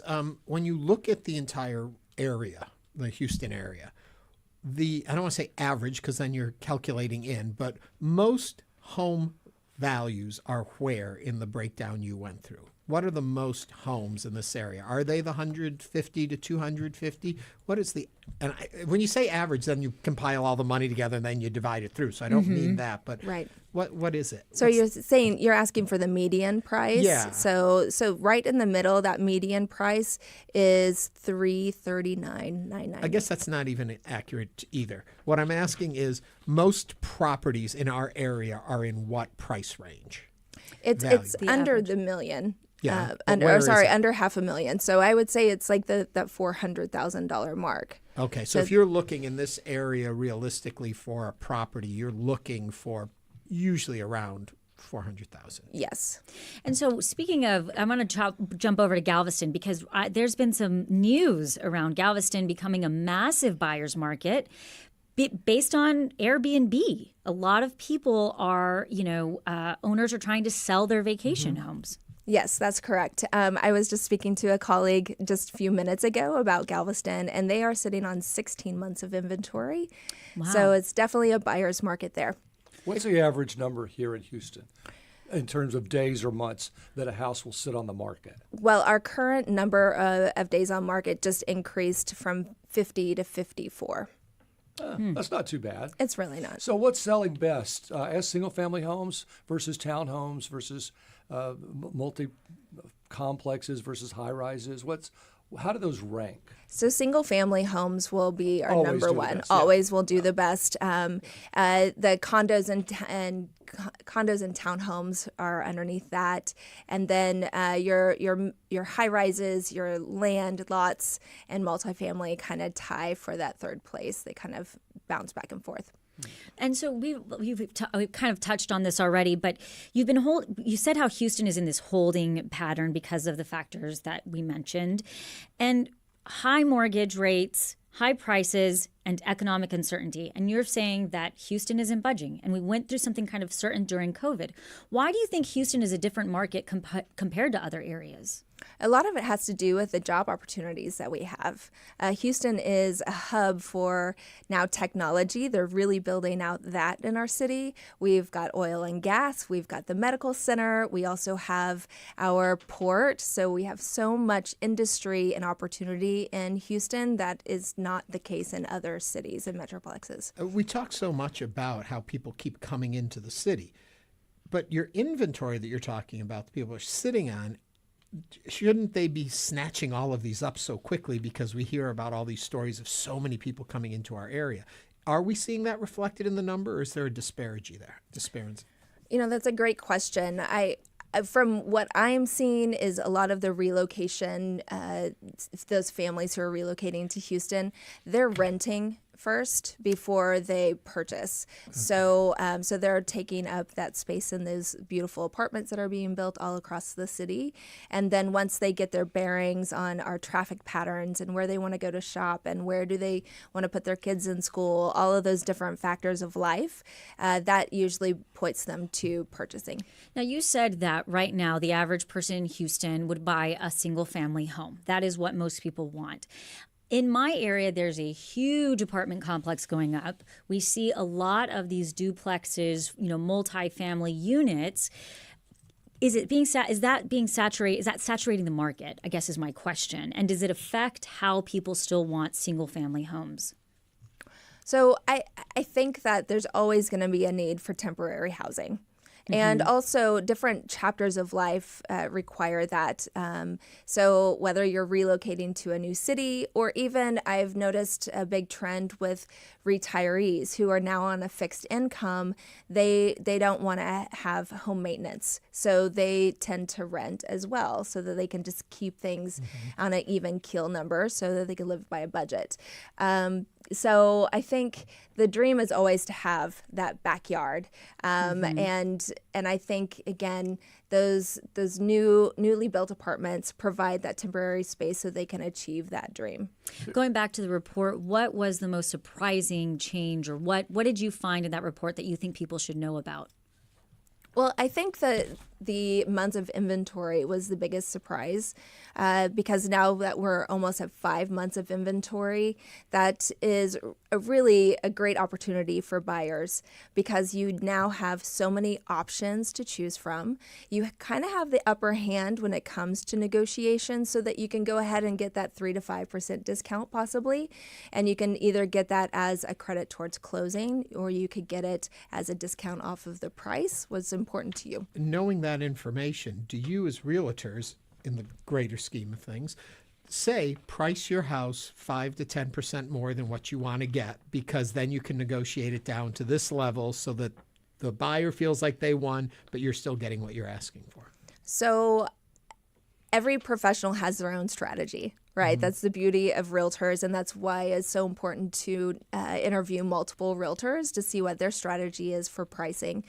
I believe that you should price it with market. So don't try to inflate your pricing. Hold tight, and you're more likely to get a buyer whenever you're priced with market than if you overprice it.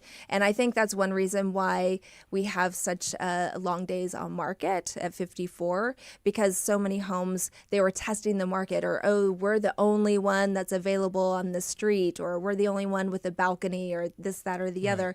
So they try to push it, and now they're still on the market waiting for that buyer because they inflated to begin with. Tax assessments are going on. We know that I think tomorrow is the last day you deadline, can yep. challenge it. Yes. My question is, are those the values you should be asking for if you're selling your house? Is that a true representation, or are we looking at two different worlds? They're very different worlds. So your county assessment is a drive-by assessment. And unless permits have been pulled for improvements or anything like that, the county doesn't know anything that's going on in the home value other than the basic market reports that we're providing and what's public knowledge.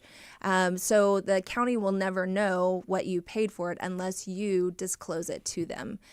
My mother always said, your first offer is your best offer. Ooh. Is that still true?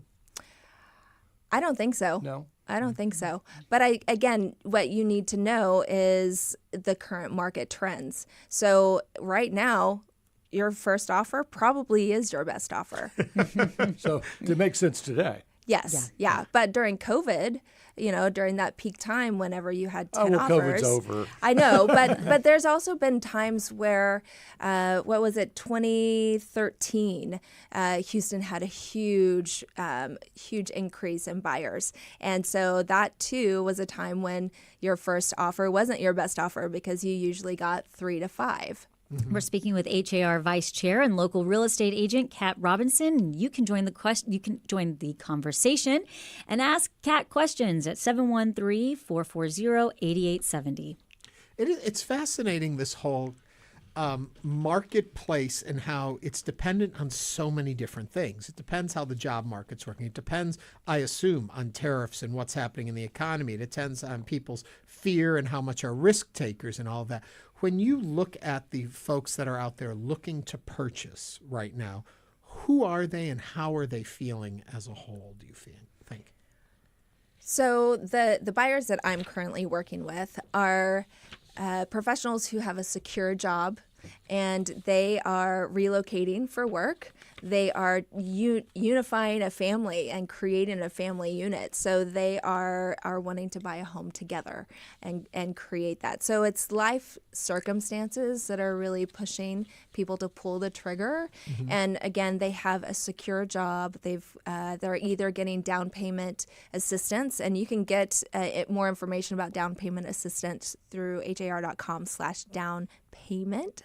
That's interesting. So when you say that, are you talking about families assisting them or getting it from somewhere else? No, there are so many grants available out there for first-time home buyers. And a first-time home buyer doesn't mean it's your first house that you've ever bought. Typically, it means you don't own a home right now, or that you haven't owned a home in the last 2 years. So you actually may qualify and didn't even know. So flip that question now and come at it from, who are the sellers in general that you're seeing? Why are they choosing to sell?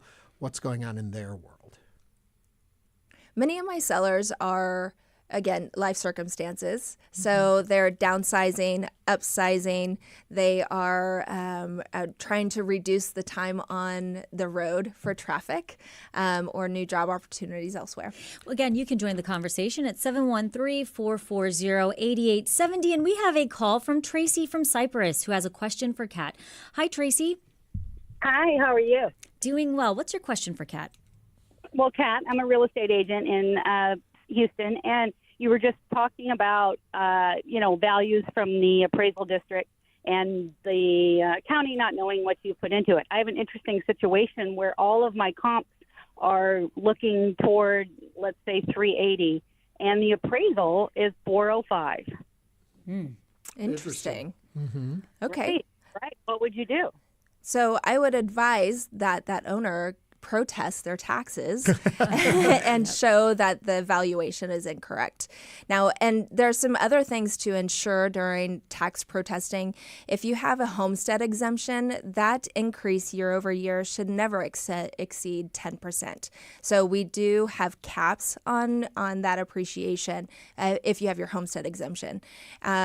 So I would definitely look at those two pieces and help your client out on that. 713-440-8870. Leah from Cyprus is on the line with a question for you. Leah, what's on your mind?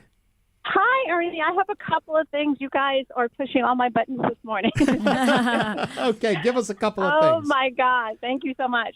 I want to talk about the Galveston thing just for briefly. Please. And can I talk about, I have a couple of houses. I'm not a real estate agent. I'm a teacher. I teach at home. But there's a lot of, homes on my street. So I live in the Bridgeland community. It's a master plan community. It's a Howard Hughes, very expensive, but I'm a teacher. And in 2016, luckily, I found a townhouse, which is interestingly a single home. What is it called? A single what home? Single family. Yeah, a single family home, but it's like a townhome setup. I bought it for $209. I talked them down from $229 to $209 so that a teacher could qualify at the time. I couldn't be able to afford my house if I bought it for myself now. But I'm the seller that would price to sell. I would price it probably at like $315, even though they're telling me I can get $350.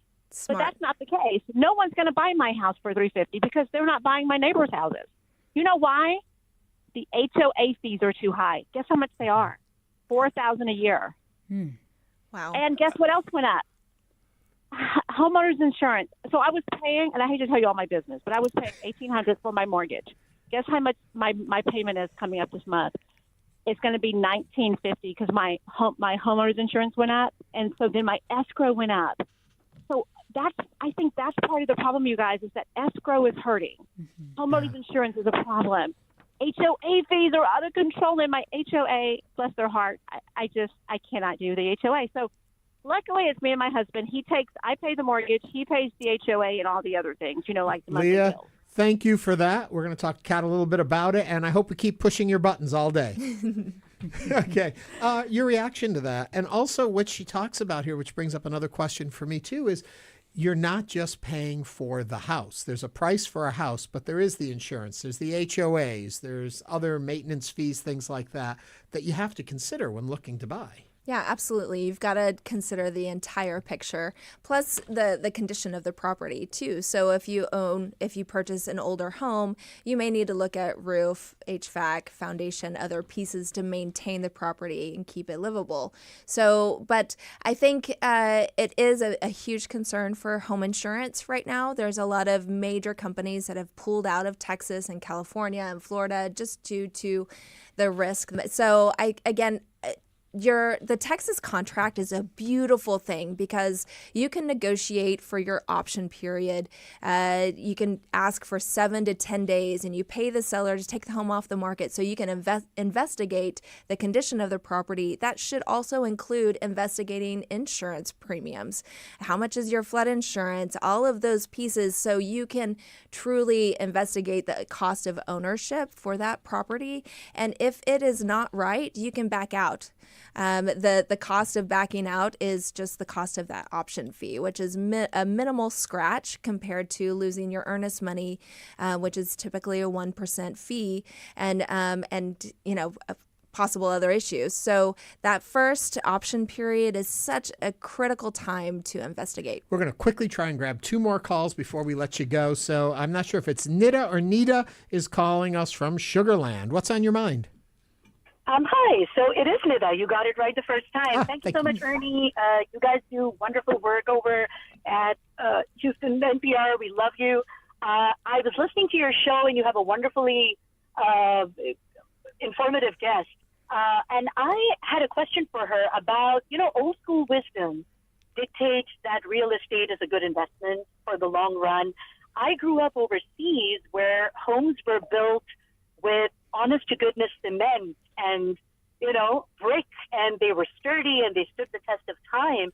And I think one of the biggest learnings I had was just how feeble the foundations of homes here are and how fickle the structures are. I mean, they're not very sturdy, but given all of that, given the way climate change is impacting the wear and tear of our houses and all the other considerations that go into upkeep of our homes, is it still wise to look at real estate in Houston? Nita, I'm going to cut you right there because of time, and we'll get that answer for us. Yeah. Yeah, I think they're feeling a lot of stuff is shoddily built, quickly built. It's not those old-fashioned homes that last for 100 years. What's your thoughts? So I do believe that real estate is a great investment over time. So the repairs that she's speaking about, a foundation repair, it could cost you $25,000 to repair it. But if you amortize that number over 30 years,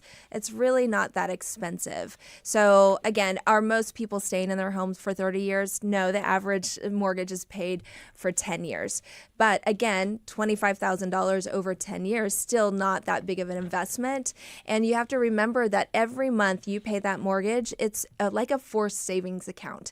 It is paying down that principal that if you weren't paying for your own principal, you'd be paying for someone else's. So it is still an absolute great investment over time.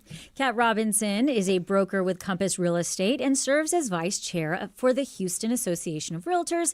Kat, thanks for being back on Hello Houston. Thanks so much for having me. And next, we'll talk to the organizer of Market for Makers happening this weekend at Post HTX as Hello Houston continues.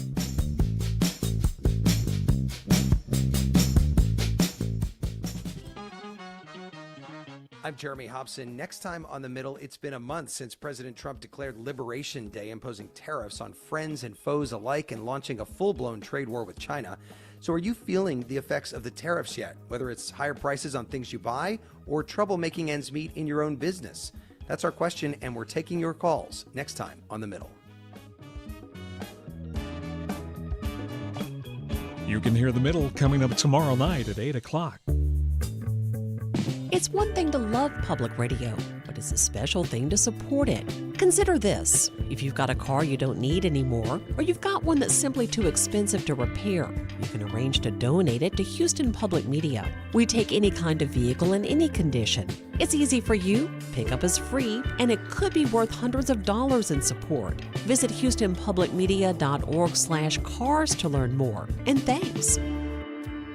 Support comes from the Rowan Foundation, hosting the Boldface Conference for Emerging Writers at the University of Houston, with workshops, readings, and craft talks. May 19th through the 23rd. Early bird registration at boldfaceconference.com.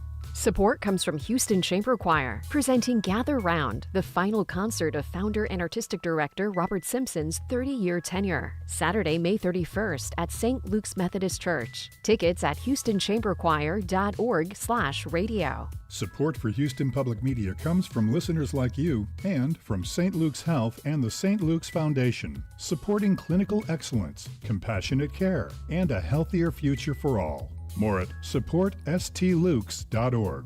Support for Houston Public Media comes from listeners like you and from Medical Bridges. In just 2 years, they shipped over 500 tons of medical aid to underserved countries in need. Ways to support at medicalbridges.org.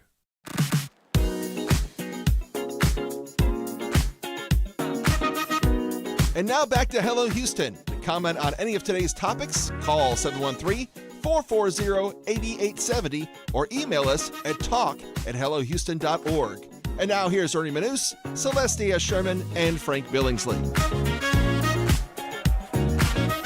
This weekend, Markets for Makers will be returning to Houston for its highly anticipated spring market. This two-day curated shopping event will feature over 90 local and regional artisans, makers, and small businesses offering things such as homemade goods, home decor, jewelry, art, and much more. Joining us to tell us more about it is Cherie Riley, event producer for Markets for Makers. Cherie, welcome to the program. Thank you. What I love about this is you're dealing with the independent, small business, individual person. In my life, we were just talking about when we go out, we've got to start going and supporting more local, homegrown individuals, our neighbors who are in business. I love little markets. Yeah, this is fun. We love working with all the local artisans in every city we visit. We always meet new people. And you do these all across the country, correct? Yes. So in this market, in this region, what do we stand out with? What makes us unique? Houston has a lot of really fun small business owners. People come from all around. We have a lot of chocolatiers, a lot of, we do get some things in from some farming areas. So we get some natural honey. We get a lot of candle makers, and a lot of artists will come as well. Being that we're such a diverse region, too, do you see that diversity in the things we come out representing a multitude of nationalities and cultures and all of that? Absolutely. Yeah. How long have you been around? The company started in 2015, and I joined the company in 2021 after they reopened. They had to close down completely for COVID. Oh, yeah. And then the owner brought me in at that time. So in Houston, how many times have you done this in Houston? We were thinking about it. I think but this is our fourth time, I believe. Fourth or fifth time, yes. So is it like a live version of like an Etsy where Yes. there's a bunch of, okay. And so how can people find out, like if they say, you know what, I make chocolate and I would love to be a part of this. How do people do that? They can look on our website. There's a section that is all about how to apply to our market, and all the information you need is right there. And so you're over at the Post. Yes. And if I'm correct, on the second floor, you're going to take over an area there, and you'll have what we said in the intro, about 90 vendors. Yes, we will. What would we find there? You will find everything from clothing to jewelry, handcrafted leather goods. You'll find, I brought a sampling of a few things. Oh, we love to see samples. Candles. We have some whiskey-infused chocolates that are... they use our local breweries and different Texas brands to put in their chocolates, so you might want to taste them. Does somebody curate what's there? And how do you go about curating it, deciding which vendors and what types of vendors and how much of anything? So usually what happens, we do have an application process, and we usually have 2 to 3 times as many applications as you'll see at the final market.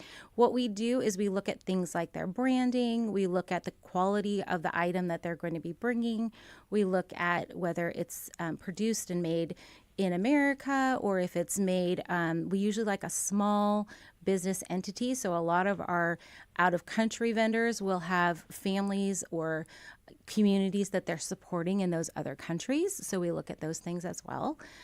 We definitely want them to have a professional looking space. So we do look at their display. We look to see how they put all of that together.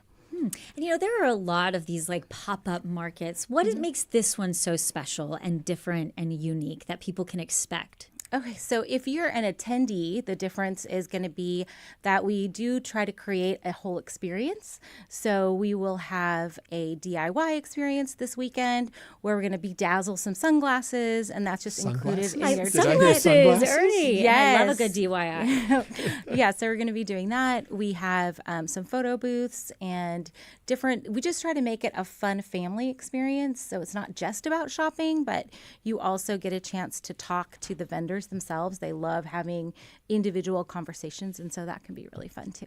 What is one of your most unique items that will be at this event? Oh gosh, what caught your eye? What caught your eye? I haven't seen everything that's going to be there this weekend. Usually I find out when about on Thursday.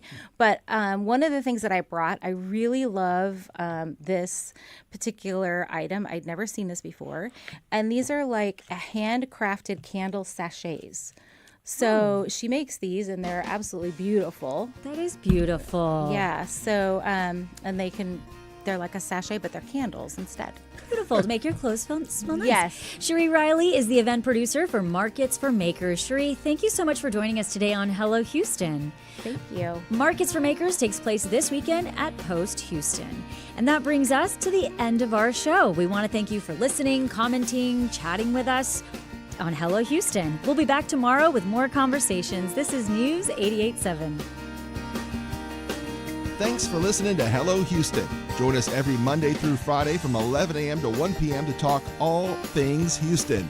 The Hello Houston production team includes Garrett Bowman, William Menjivar, Jen Altai, Todd Holslander, and Jim Kovacic. For the latest in local news, subscribe to the Hello Houston daily newsletter at houstonpublicmedia.org. Hello Houston is a production of Houston Public Media. The opinions expressed by the guests of this program are solely their own and do not represent the views of management, staff, or underwriters of Houston Public Media. This is News 88.7. Support Houston Public Media by donating a vehicle you no longer need. We'll take it in any condition. It's free to you, easy to do, and it could mean hundreds of dollars in support.